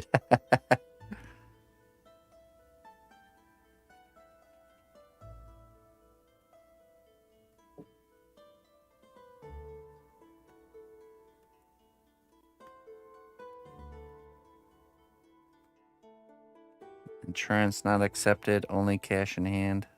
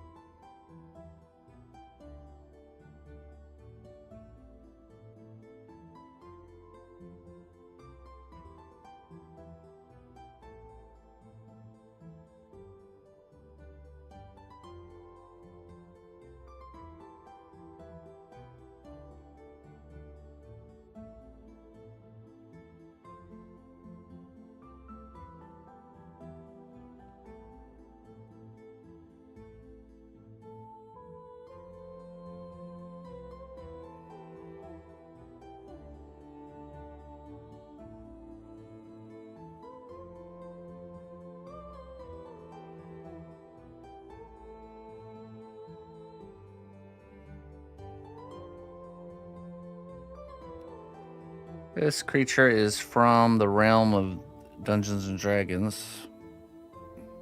It's called a mimic.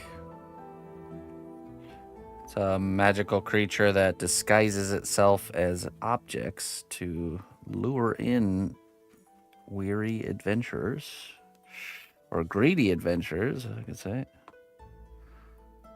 And kind of like a Venus flytrap for adventurers, treasure hunters. So in this case, it is disguised as a treasure chest, and it looks like a treasure chest from afar, and when you get close to it, it transforms into its monstrous state and tries to eat you. It's a trap.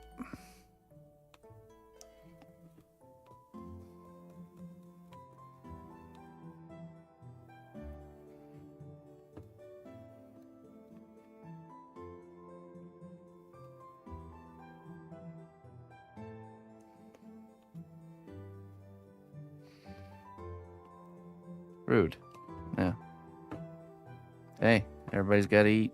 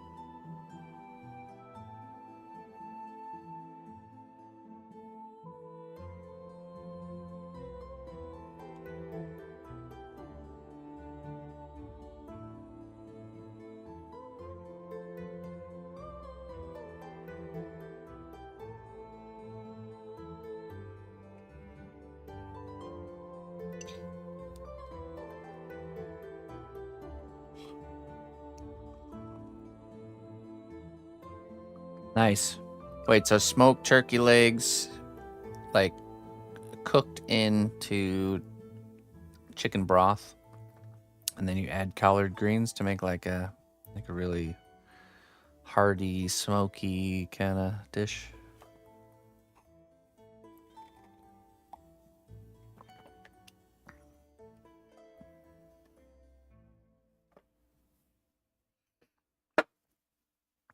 I bet that's pretty good. I like smoked turkey legs.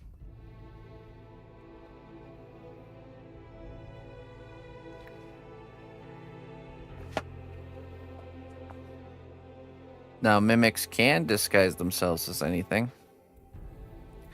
And I imagine they will eat anything they can trick.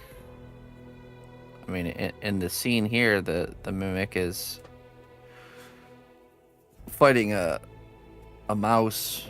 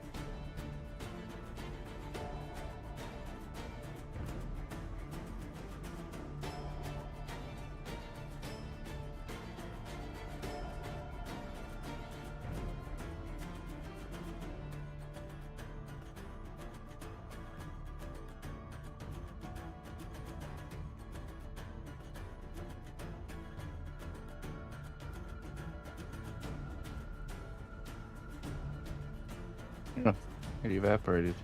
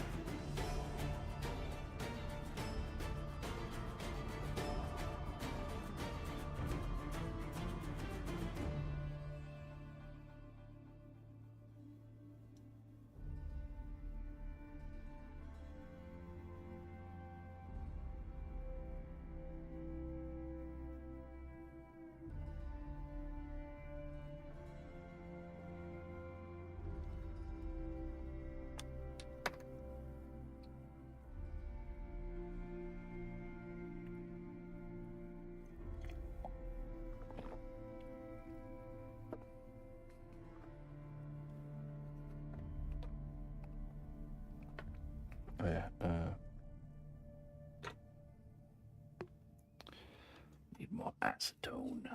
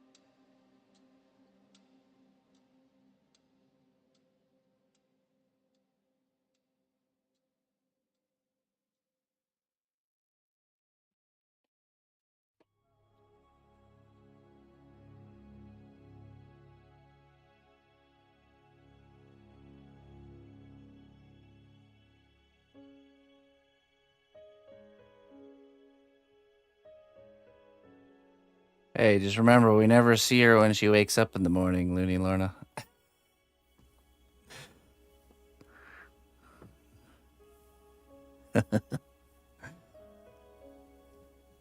That's the real test.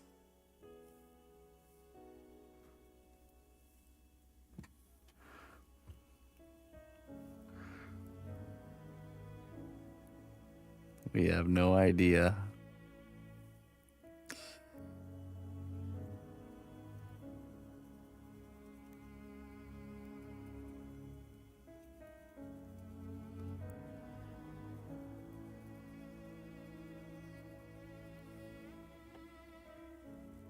Hey, what's up, Katria Dragon? How you doing? Thank you.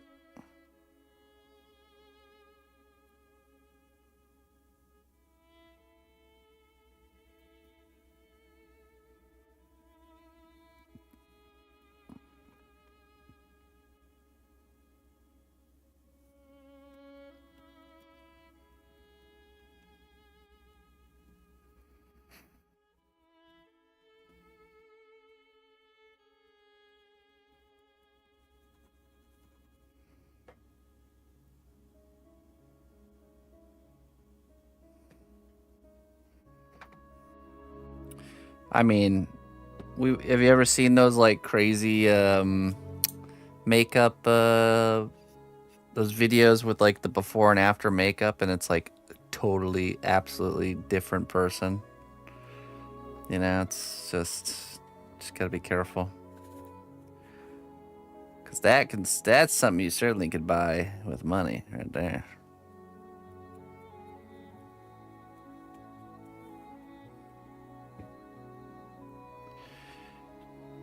Yeah, so what I'm doing here is I've painted the gums of this creature. I used a translucent clay for the teeth, so it's got that natural toothy translucency. But in the process of painting the gums, I got paint onto the teeth. And I knew I would go back and do this step, which is we use acetone and we use Q-tips to just kind of remove the paint.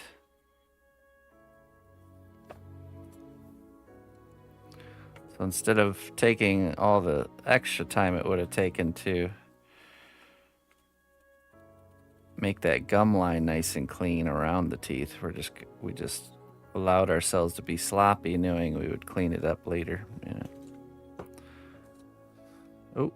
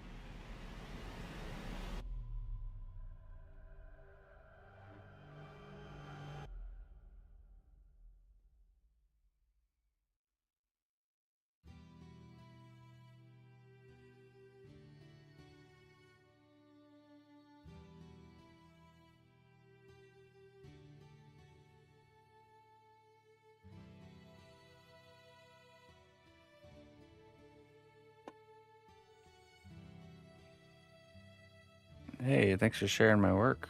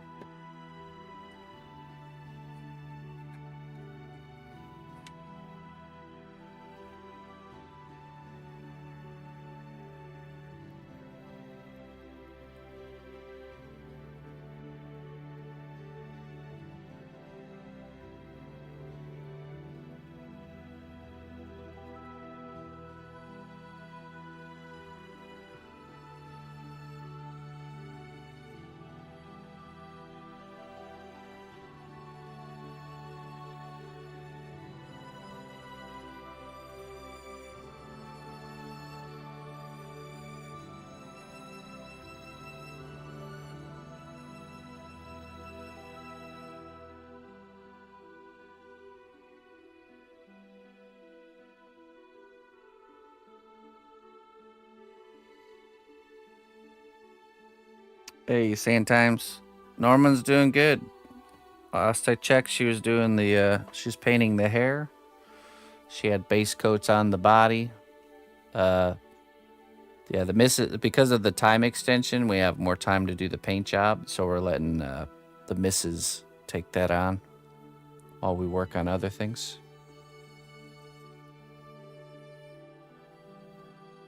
Hey, Kit, what kind of stuff? What kind of mediums do you work with there? Can I just call you Kit? That's it. Kitria, no Kitria. Let me just have to practice. To practice your name. I appreciate the kind words.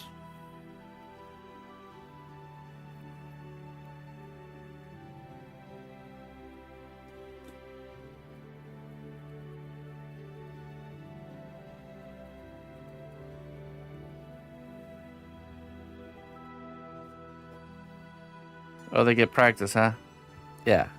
I've practiced your name plenty. Bango Bongo, don't be jealous. Come on. Equal treatment all around here. I'm no respecter of persons.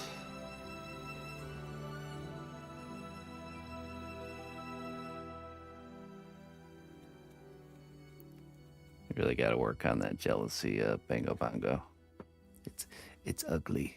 It's very ugly.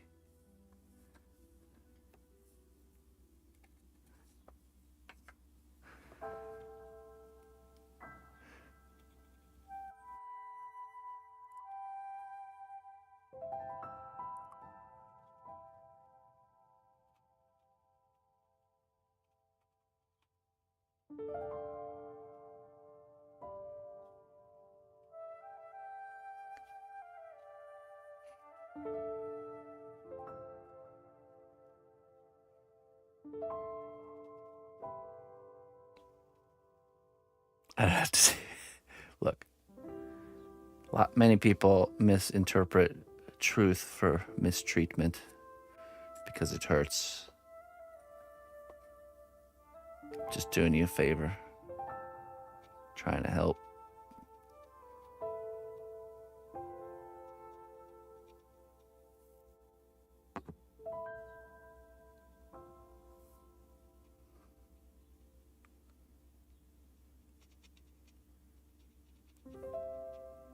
Unsubbing again.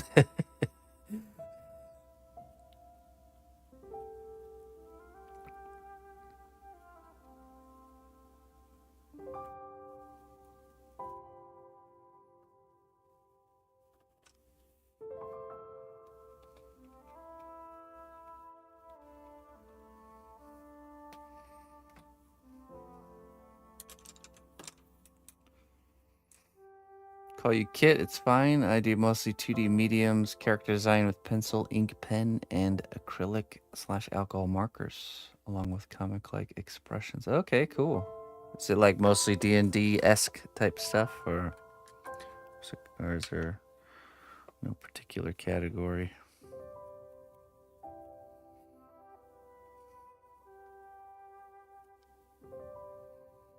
Feel free to join our Discord and share your work if you'd like for us to see it. Every Friday I do a show and tell time for going through Discord, see what you guys are all up to. So check it out. Join us. It's always interesting to see what everyone's doing, what everyone's up to.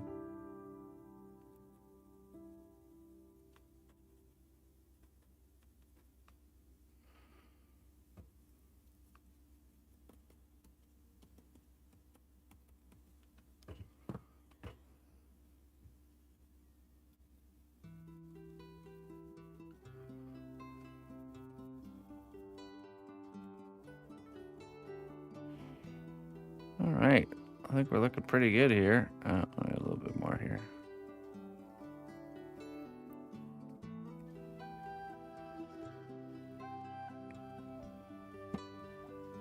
See you this evening, Bango.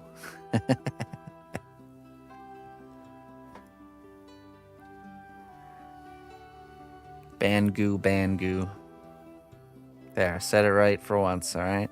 Just for you. Ban the goo. Ban the goo.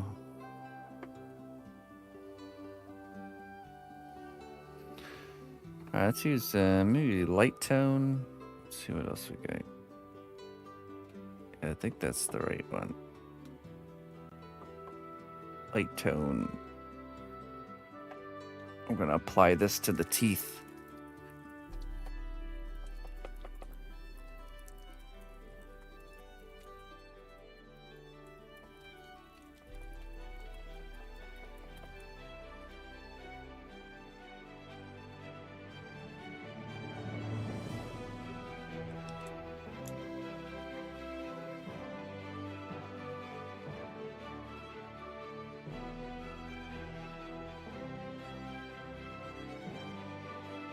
Oh, nice. Very cool. A fellow fan of the fantasy realm. Ooh.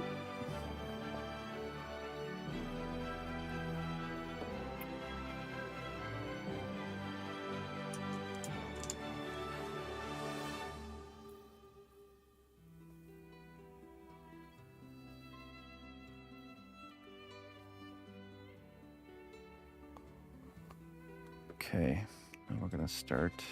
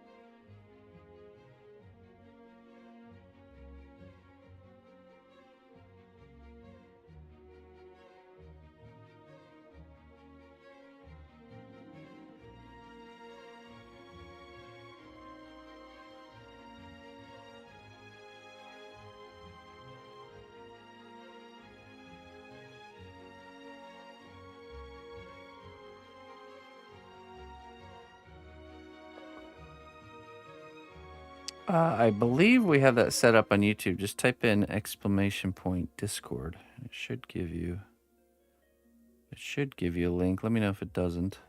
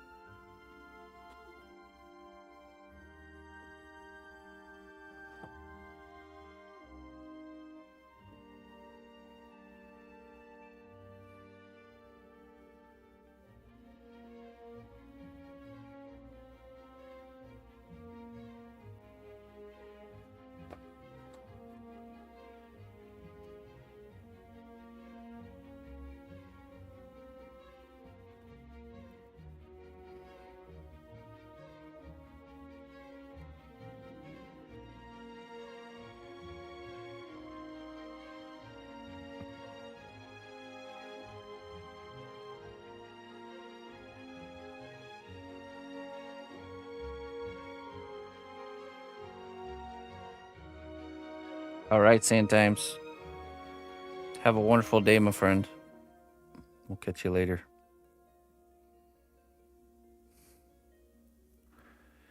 Every day is a gift, my friend. Treat it as such.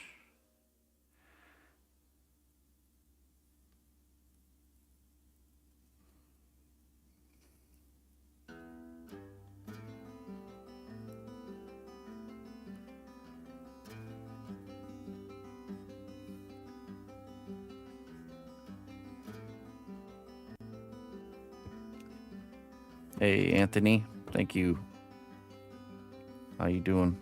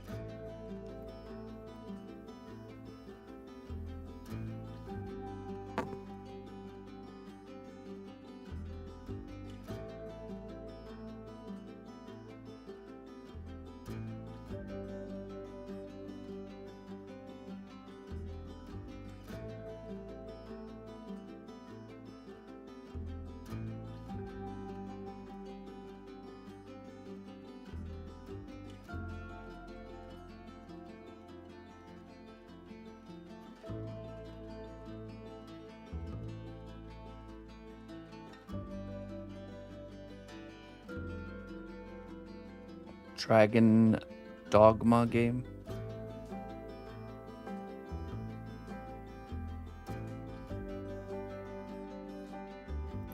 Haven't heard of that. Does it have mimics in it too?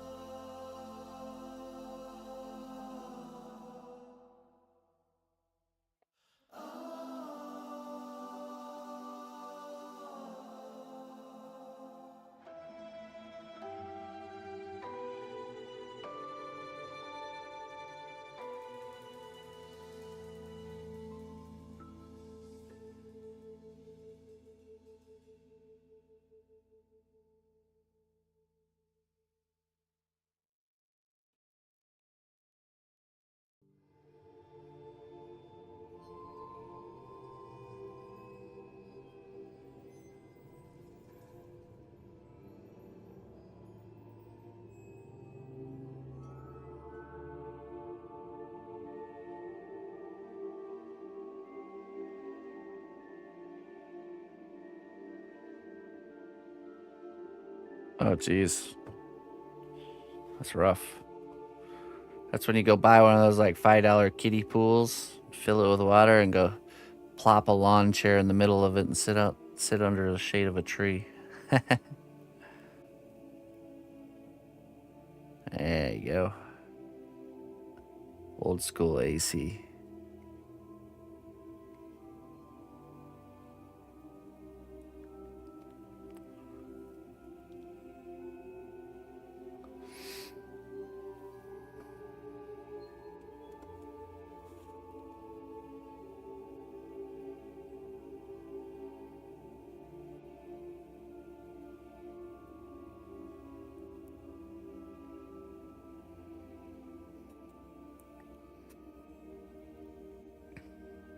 $5 kiddie pool are now $28. I just bought one. It was more like $7 or $8. You know, those like hard plastic ones.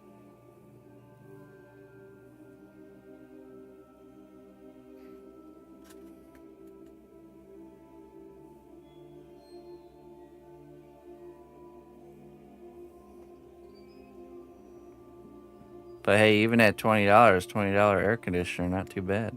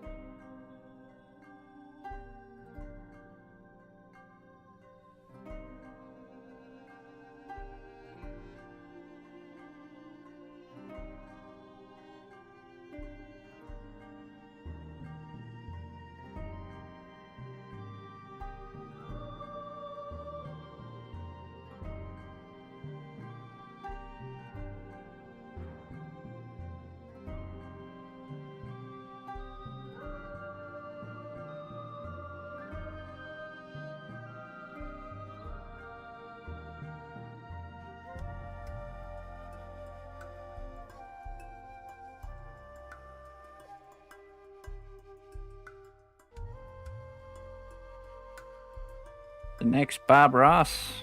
Oh, thank you.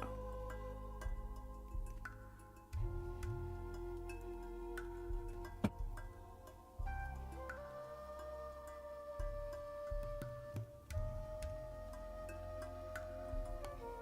think we'll go back over some of these with some acetone. Hey, thank you very much.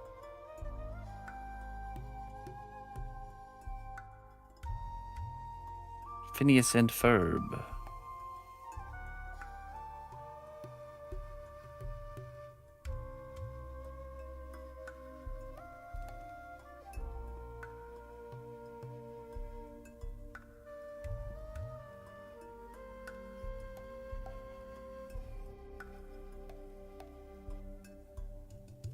Happy little teeth.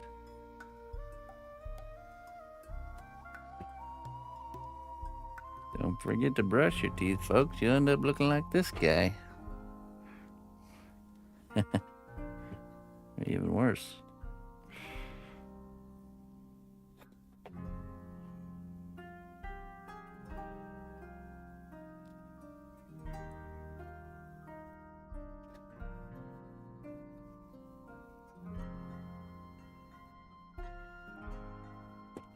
Every night you go to bed not brushing your teeth. I sneak in with my little brown paint here and just start adding a little bit of plaque.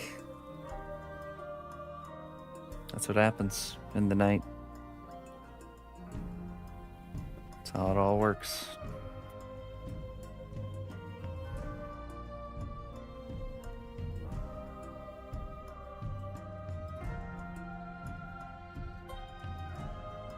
Oh yeah, we'll gloss it up for sure. Once all the coloring is done.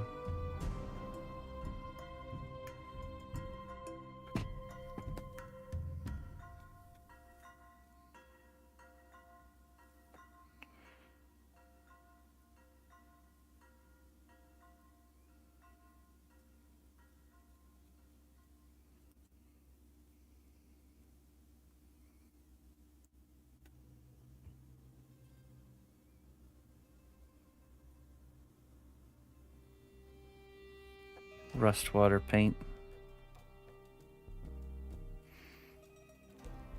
Betty White. Magenta.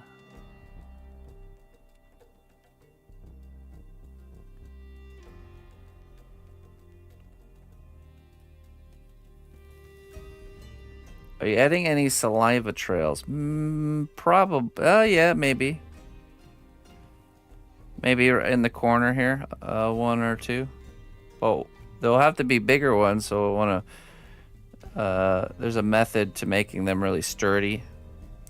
We'll use a piece of fishing line and UV... So we attach the fishing line with super glue, connecting point A to point B. And then we do UV resin on top of that fishing line. So the fishing line acts as an armature.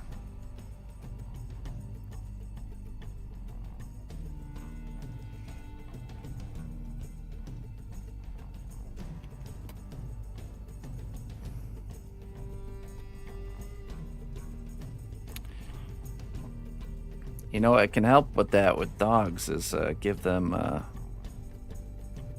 can get your hands on some raw beef bones. Give them some nice raw beef bones to gnaw on.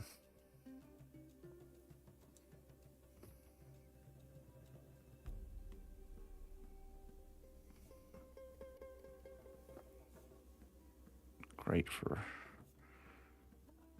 keeping their teeth clean.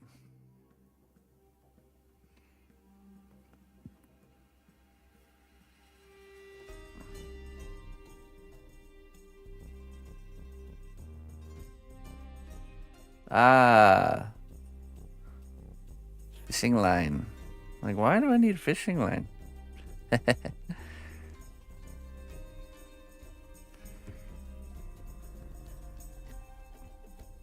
Yeah, because, you know, on something smaller, I have different tactics, but It's for making the little saliva, but it's not as durable for like a larger size application.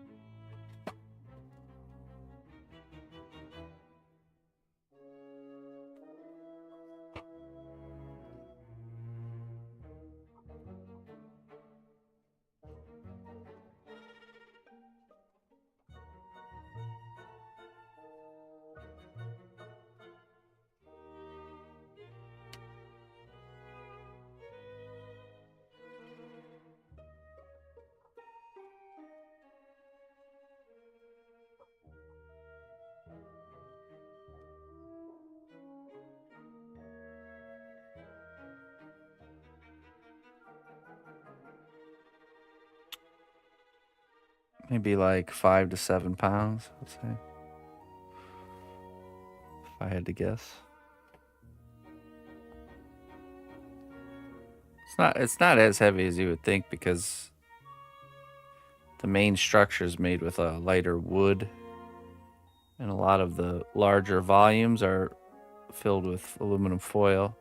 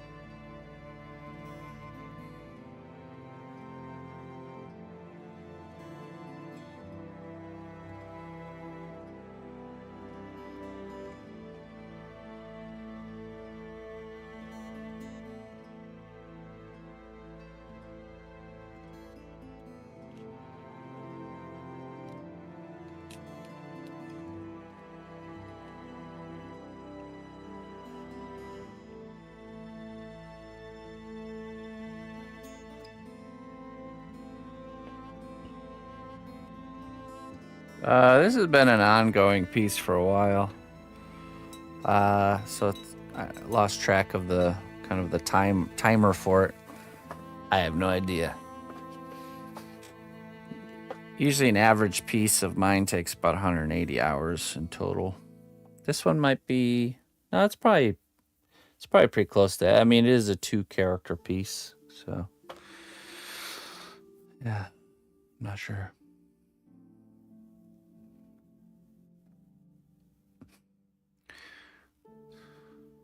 Okay, so we'll let that effect kind of dry on those teeth while we poke around at the eye. I think I want to use some of this alien goo green color here.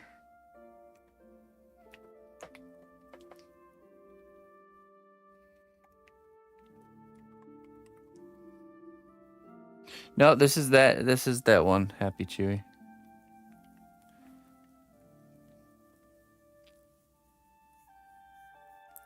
Right. Yeah, it's just gone through phases of being on pause. So, I mean, for a while it was not finished because it didn't have a home, so it was just kind of lower on the priority list. But now it does have a home, so it's been steadily being painted behind the scenes. We just so happen to have a nice time slot this week to finish it off. It's already sold, yeah.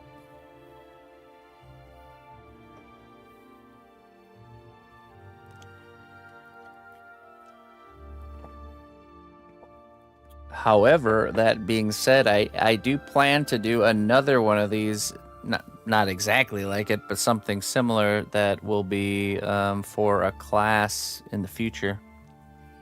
So there's going to be one available in the future, a mimic. I just think it's a really good class, and we don't have the original class where I made this one anymore. So we'll be doing a version 2 at some point here. So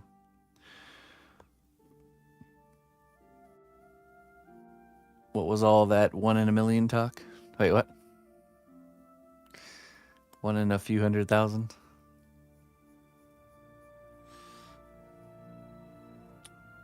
I don't get it. It's going over my head.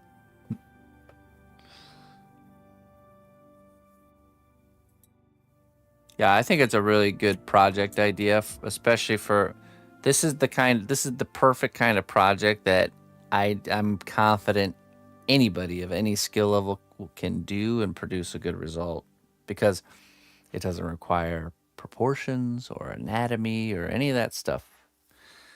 It doesn't require much armature work. It's literally just kind of the fun part, details and textures and small shapes. Just a dumb and dumber references. I'll go back to work. Oh, okay. I know a few of those quotes, but not all of them. Get back to work, Savage Dad. 90% teeth, yeah. Yeah, so all our classes are on Sunday.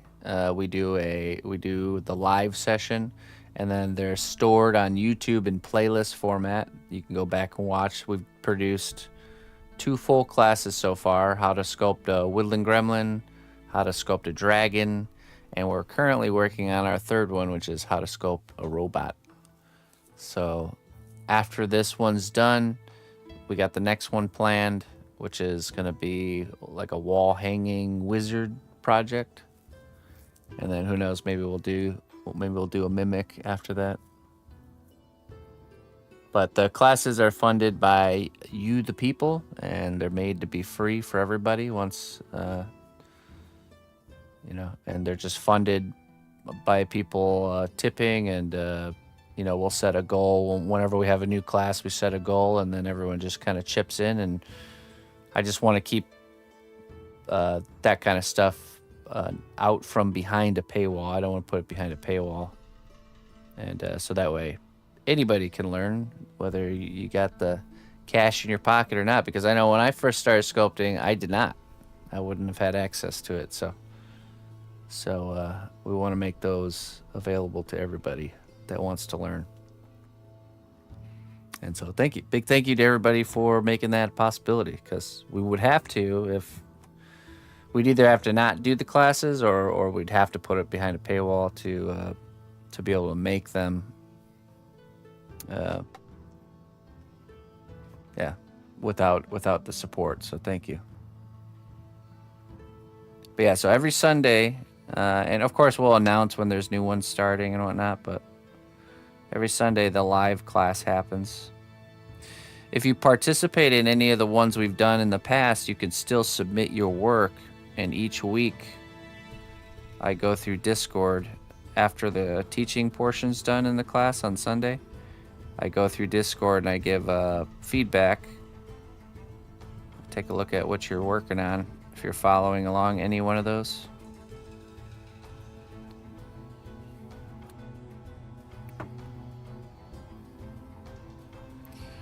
And the idea is, over time, we're just building a catalog or a whole inventory of various projects that people can just follow along, you know, and have all the blanks filled as far as what to do and how to do it.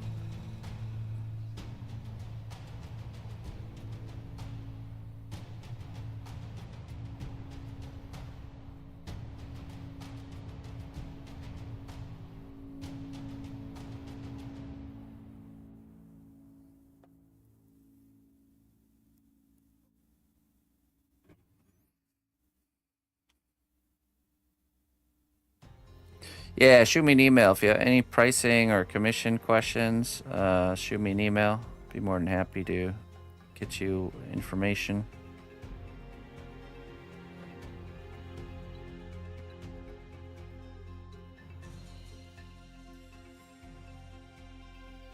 I feel like I need to get a finer brush for this. Let me go hunt one down.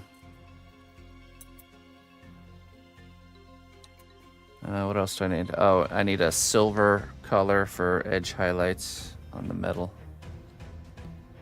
Any other colors? Any other colors we need while I'm up? A cup of coffee, yeah, definitely need that.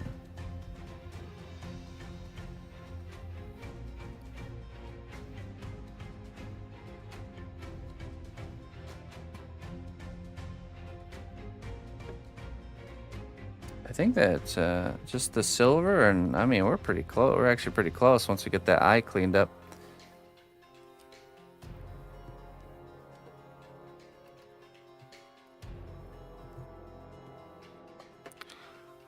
How much to sculpt you personality? Can't do that for you, sorry. There's some things in life you just gotta do yourself. In fact, some things in life are going to be happening and are automatic whether you want them to happen or not. So it's already there. You just don't realize it yet. It's like art style. I remember when I was a young lad and I was an artist and I was concerned about what's my style going to be. And the reality is you don't have to worry about that. It's going to happen automatically. Style is, there's forced style, of course. You can force a style, but it'll happen on its own, whether you want it or not. Because style is all the little decisions you make based on what you like, as far as what materials to use, what techniques, what things you're making, how to render certain things. All kind of comes together to make what your style is. So don't have to worry about that. It'll just happen. Okay, I'll be right back.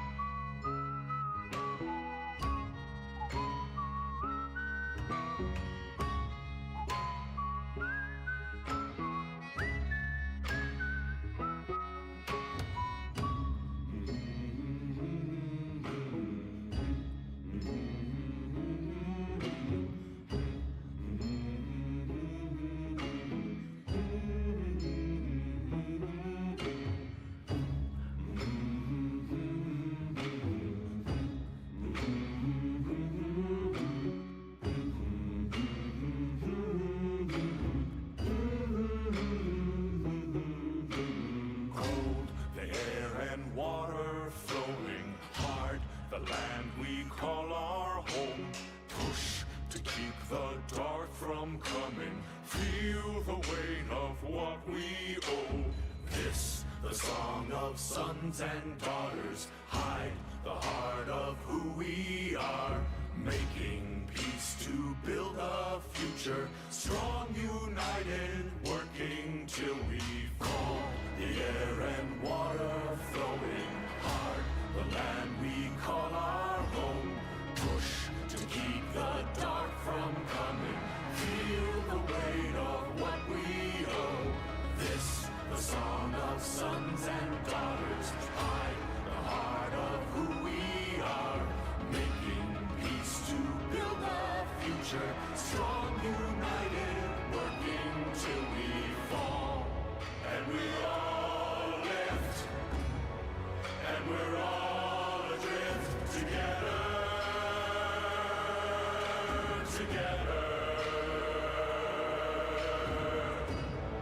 Through the cold mist, till we're lifeless together.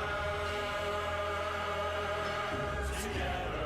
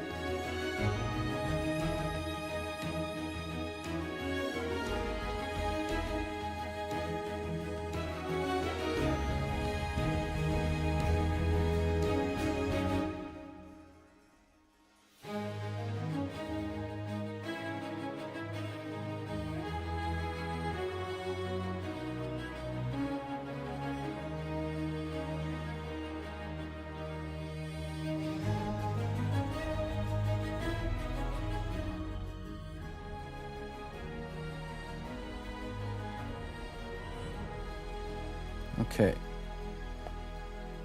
I've returned. I wasn't able to find a really tiny brush. I think I'm just gonna make one. I'm just gonna trim these bristles off here.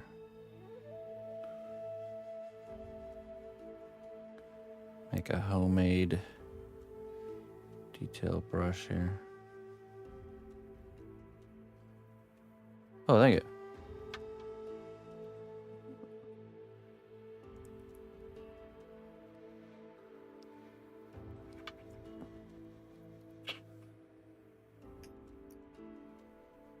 Let's give this brush a little haircut. Yeah. That should do the trick. Also got some metallic paint. Okay. Let's see how this works.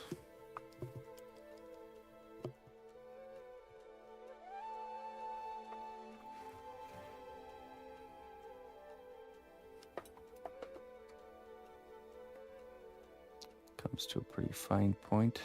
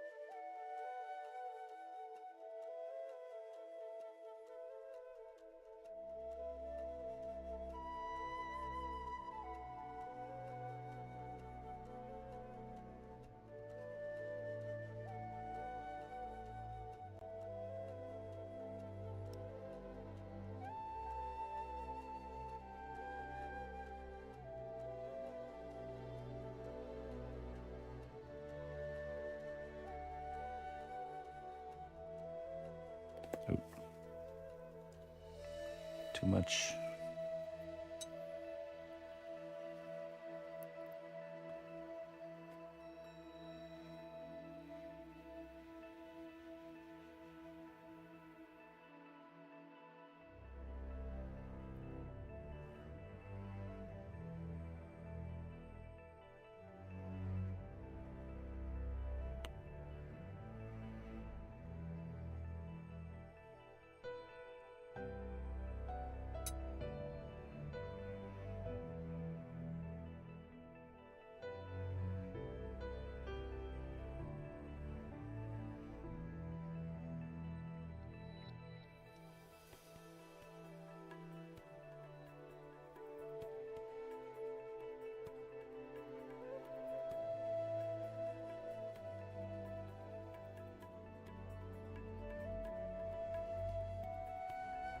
Ship it.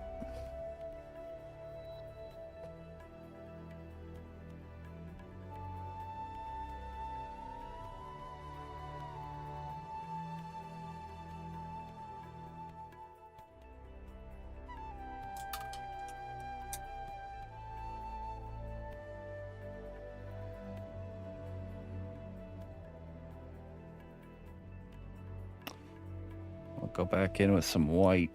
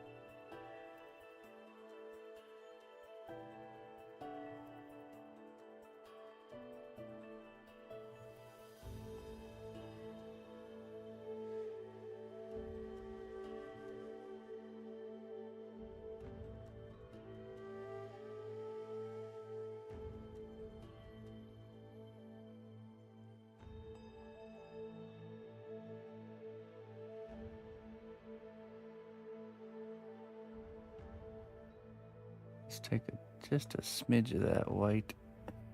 Just put a few little spots here.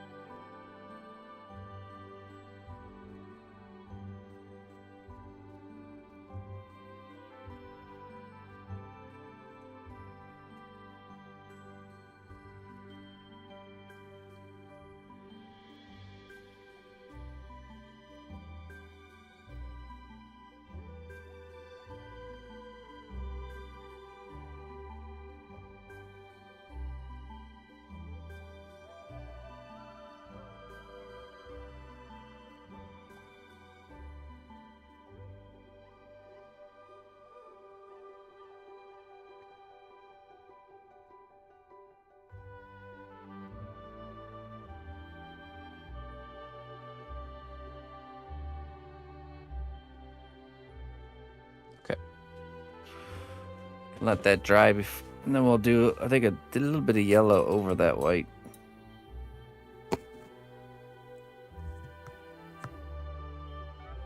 Let's take some metallic.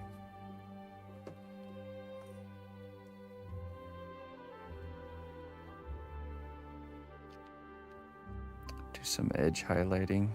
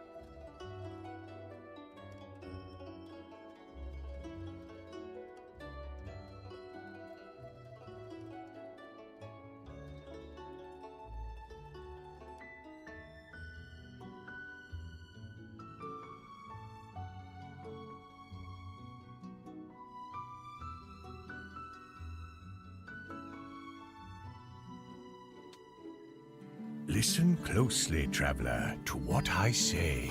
Twitch Prime does not even cost a dime. Obi Stonks Kenobi. Hey, thank you so much, man. Thank you for the 10 months of support. How you doing?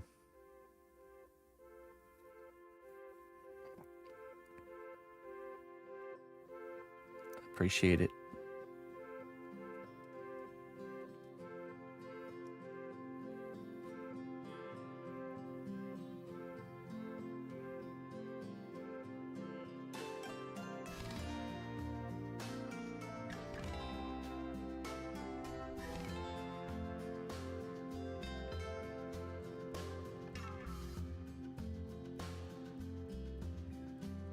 Hey, we're happy to have you.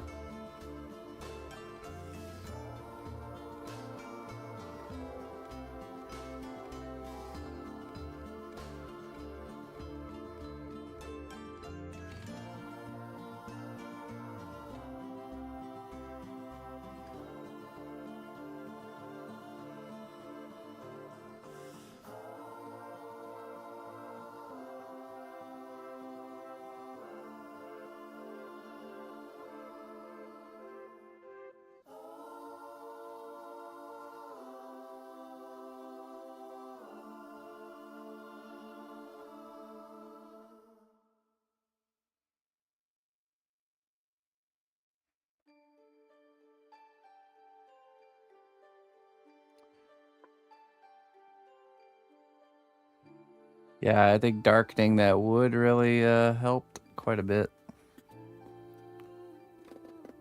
I agree.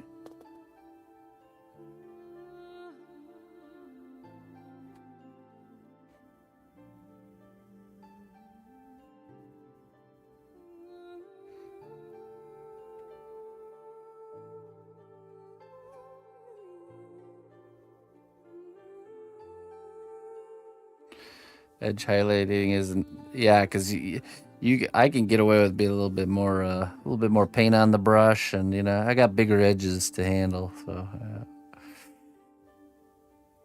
you guys really gotta be careful. Right, where's this one?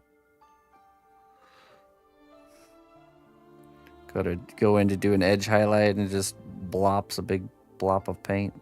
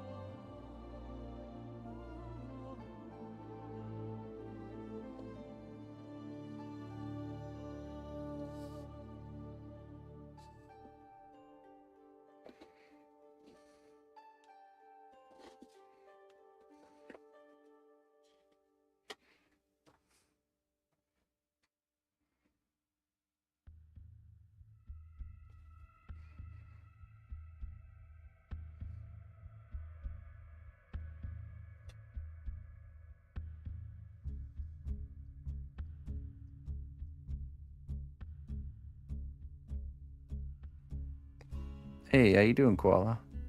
Good to see you.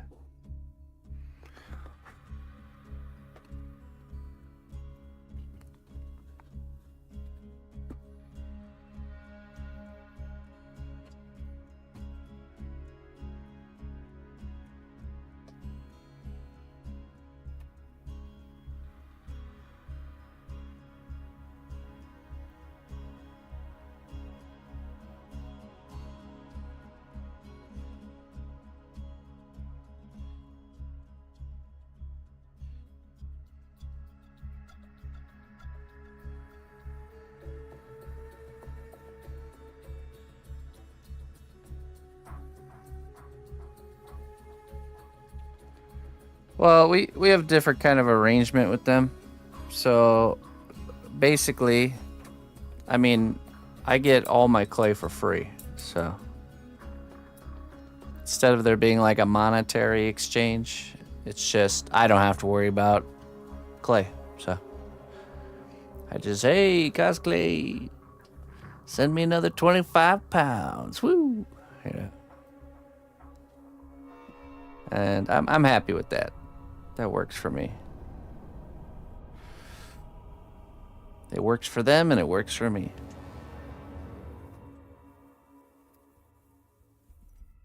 So. Yeah, we got something going. So that's why there's no need for creator code. But you know what you can do? When you order the clay, you could tell them the clay wizard cnotbusch sent you. I'm sure that always helps, bolster that clay investment for them. So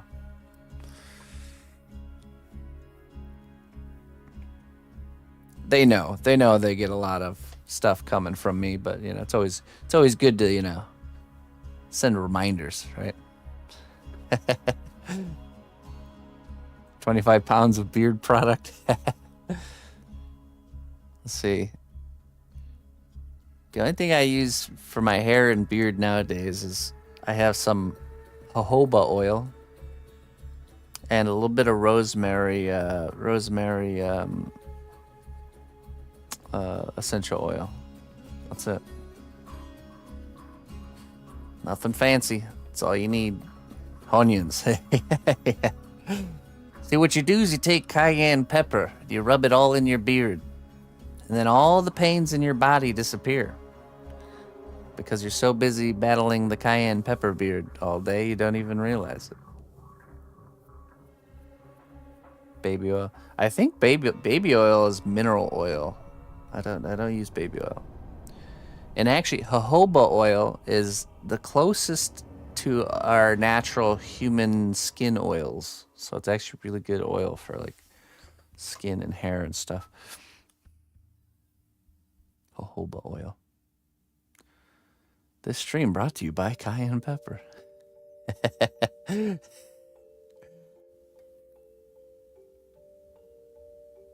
My oil is different. Yeah, you're more like like a castor oil consistency. Bango bango. Avocado hunter's oil. I've experimented with different ones. I've used coconut oil before. That works pretty good too. But usually you have some sort of a carrier oil and then some sort of a essential oil for fragrance. But rosemary specifically is really good for hair health. So you just put a couple drops into the carrier oil and mix it up, and there you go. There you go. That stuff gets so overcomplicated, I think, sometimes.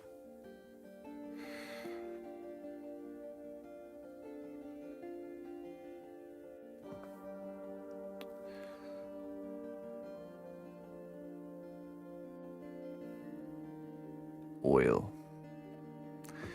Oily.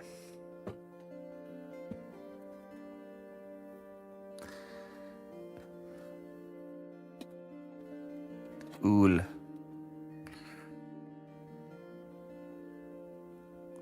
Das ist Ool. Ara Ool. Ulfa debat. Debaten.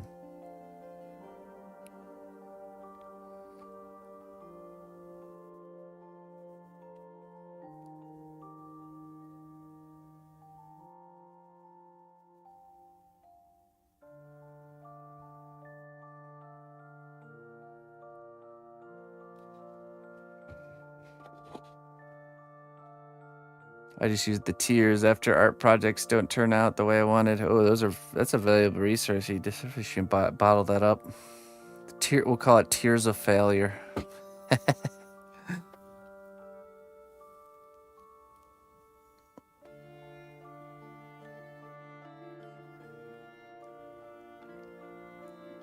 Bottle tears of lost dreams.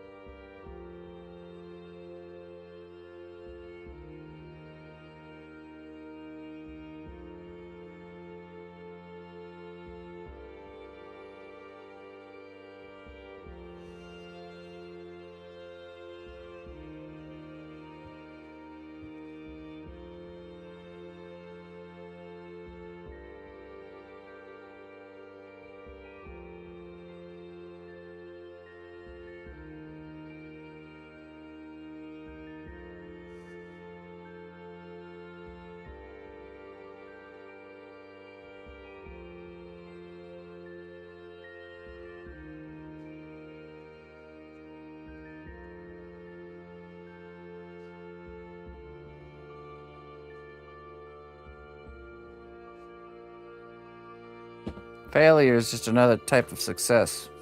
No, there is true failure. You want to know what true failure is? When you mess up and you quote unquote fail and then you don't learn from it. That is true failure.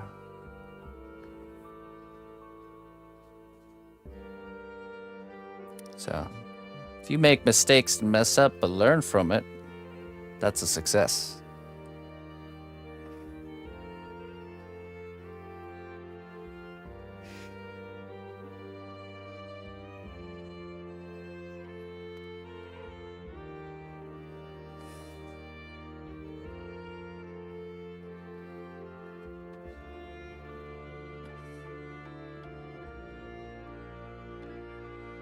Because what happens when we fail and we don't learn from it? You have to do the lesson again. Just like in school, you get failed from the class and have to do the class over again.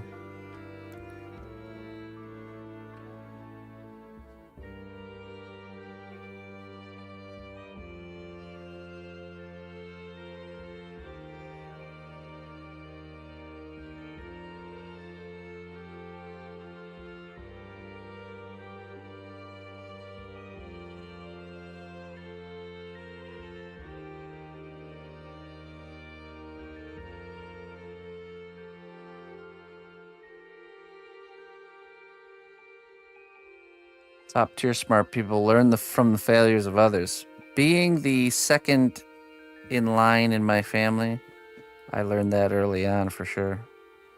I had an older brother who was less than a year older than me, and that happened quite often. I could learn from him. But yeah, that's totally true.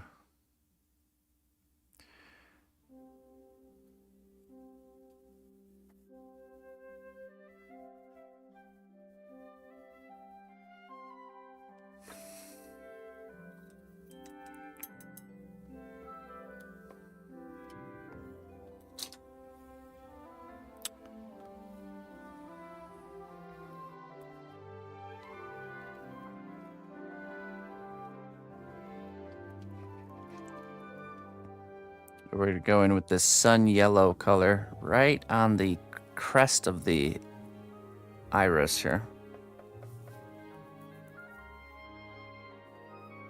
We learn hopefully as long as we live. Yes, right.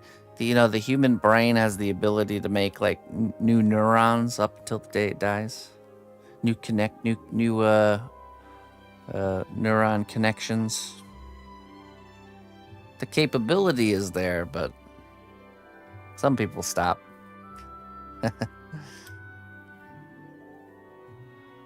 That's a choice. That's a choice we all make.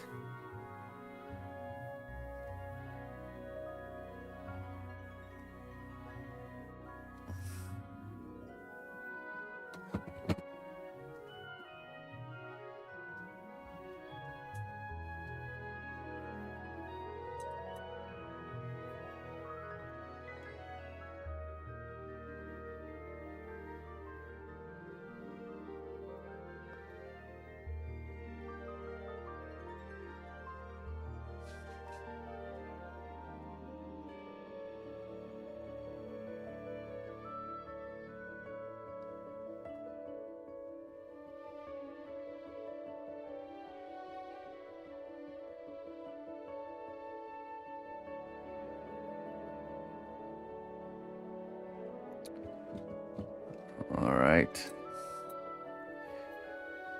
Is this just the predator or the prey? You'll see what I mean in a minute.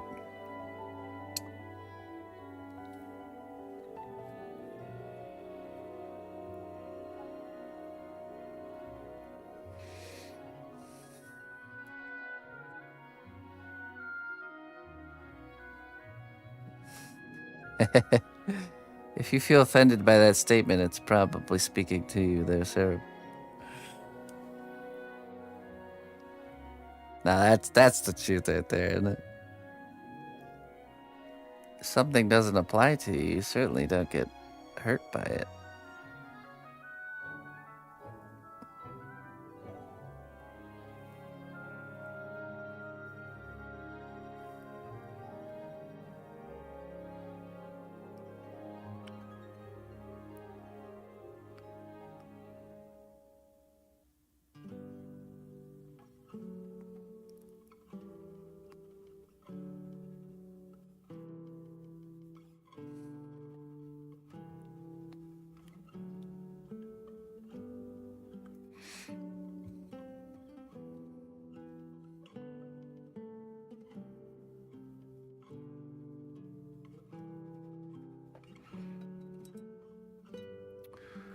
Okay, I think tomorrow we'll do,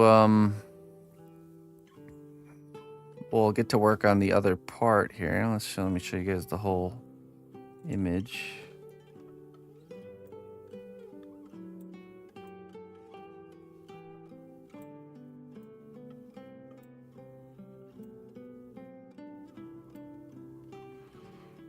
Okay. This is the other part we need to do still. Oops. There we go. And let me plug it in really quick.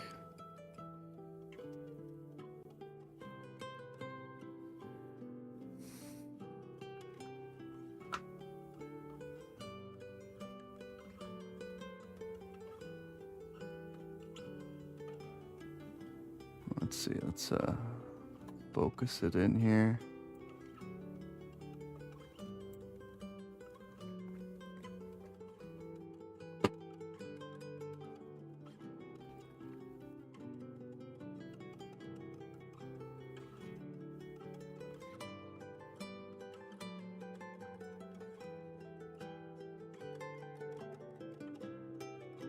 So we need to do varnish layers on the chest. We'll also do effects like we'll do the string, we'll do the fishing line kind of spit strands going from the top upper to lower jaw. We'll do that, and we'll also do the UV resin dome over the iris there. But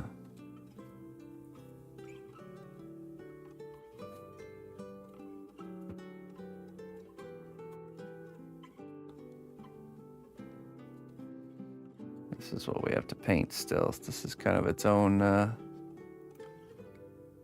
project here. Now, let's think ahead here. naturally, I would want to start painting the tongue, you know, because I just got done painting the chest. But we should save the tongue for the end and use this as a handle. Paint this whole character first. Then at the very end, paint the tongue.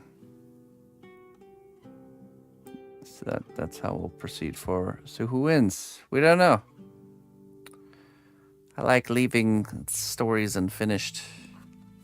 I'm an underdog, kind of. I like to root for the underdog. So I think the mimic wins. So the lore here is that these little mice kingdom people are like, while nobody's in the dungeons, okay, yeah, imagine in the realm of Dungeons and Dragons, there's like huge swaths of time where there's no player characters in the dungeons. So this is the beginning of the telling of the tales of what happens when nobody's around. So there's like a kingdom of these like dungeon dwelling mice people, and they're like whale hunters. They spend all year preparing for a grand hunt that will feed their whole village or kingdom for the whole next year. And so this particular group hunts mimics.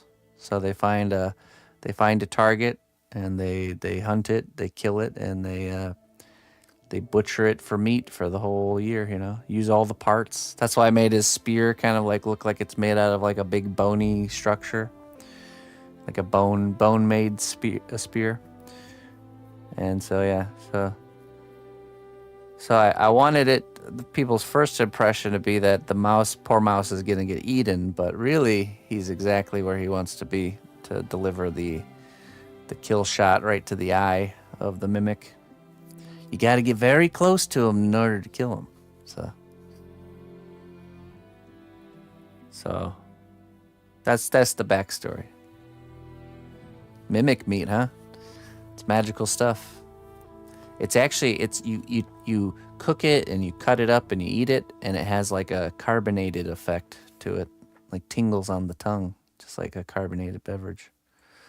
Pretty nice.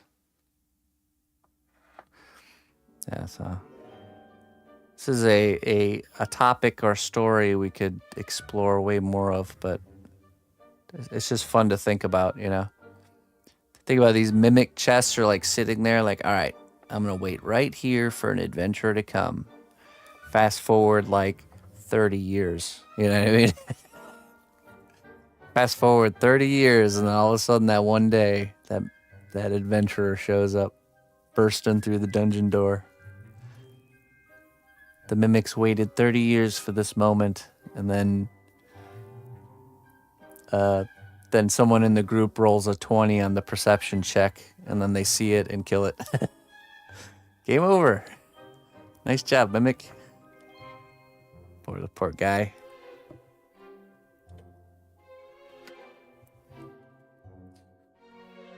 They're shapeshifters. It can be steak or lobster. Or both at the same time.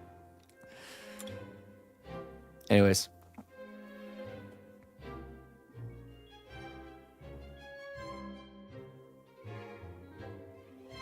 It's possible. There's plenty of room in here, but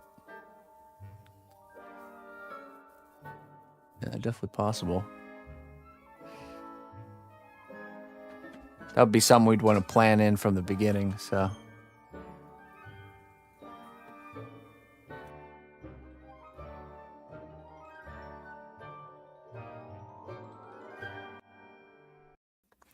All right, ladies and gentlemen. Hey, thank you all very much for joining me today. I'm going to get out of here. I will be back on later today, as long as everything's going good.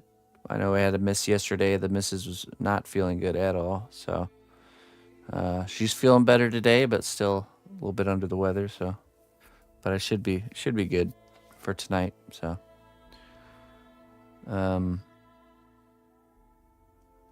yeah. So if I'll be back, I will be back I plan to be back at 6 p.m. Central, 5 hours from now. If things don't work out, I'll be sure to let you know Discord, but I think we should be good. And we'll work on the skeleton pirates tonight. So continue working on that piece. But yeah, thank you everybody for tuning in. Thank you for the support. Oh, hey, Narilu. I just saw that raid. Thank you so much. I'm sorry I didn't see that till just now. Narilu. I appreciate it. All right. And if I don't catch you this evening, I'll be back on tomorrow morning. We'll continue. We're just going to continue working on this. And my goal is to get this finished this week. So we'll see a finished mimic by the end of this week and a finished Sam Porter. If you watched Sam Porter last week, we'll be able to see the finished painted one at some point this week. So let's see.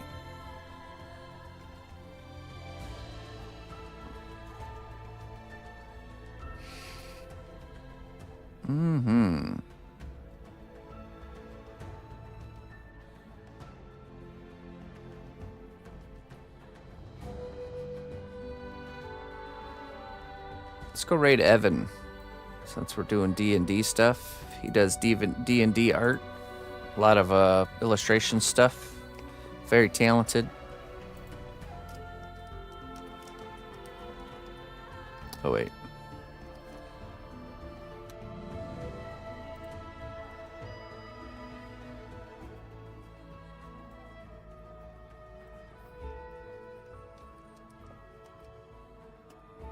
All right. Till next time, friends. Bye-bye.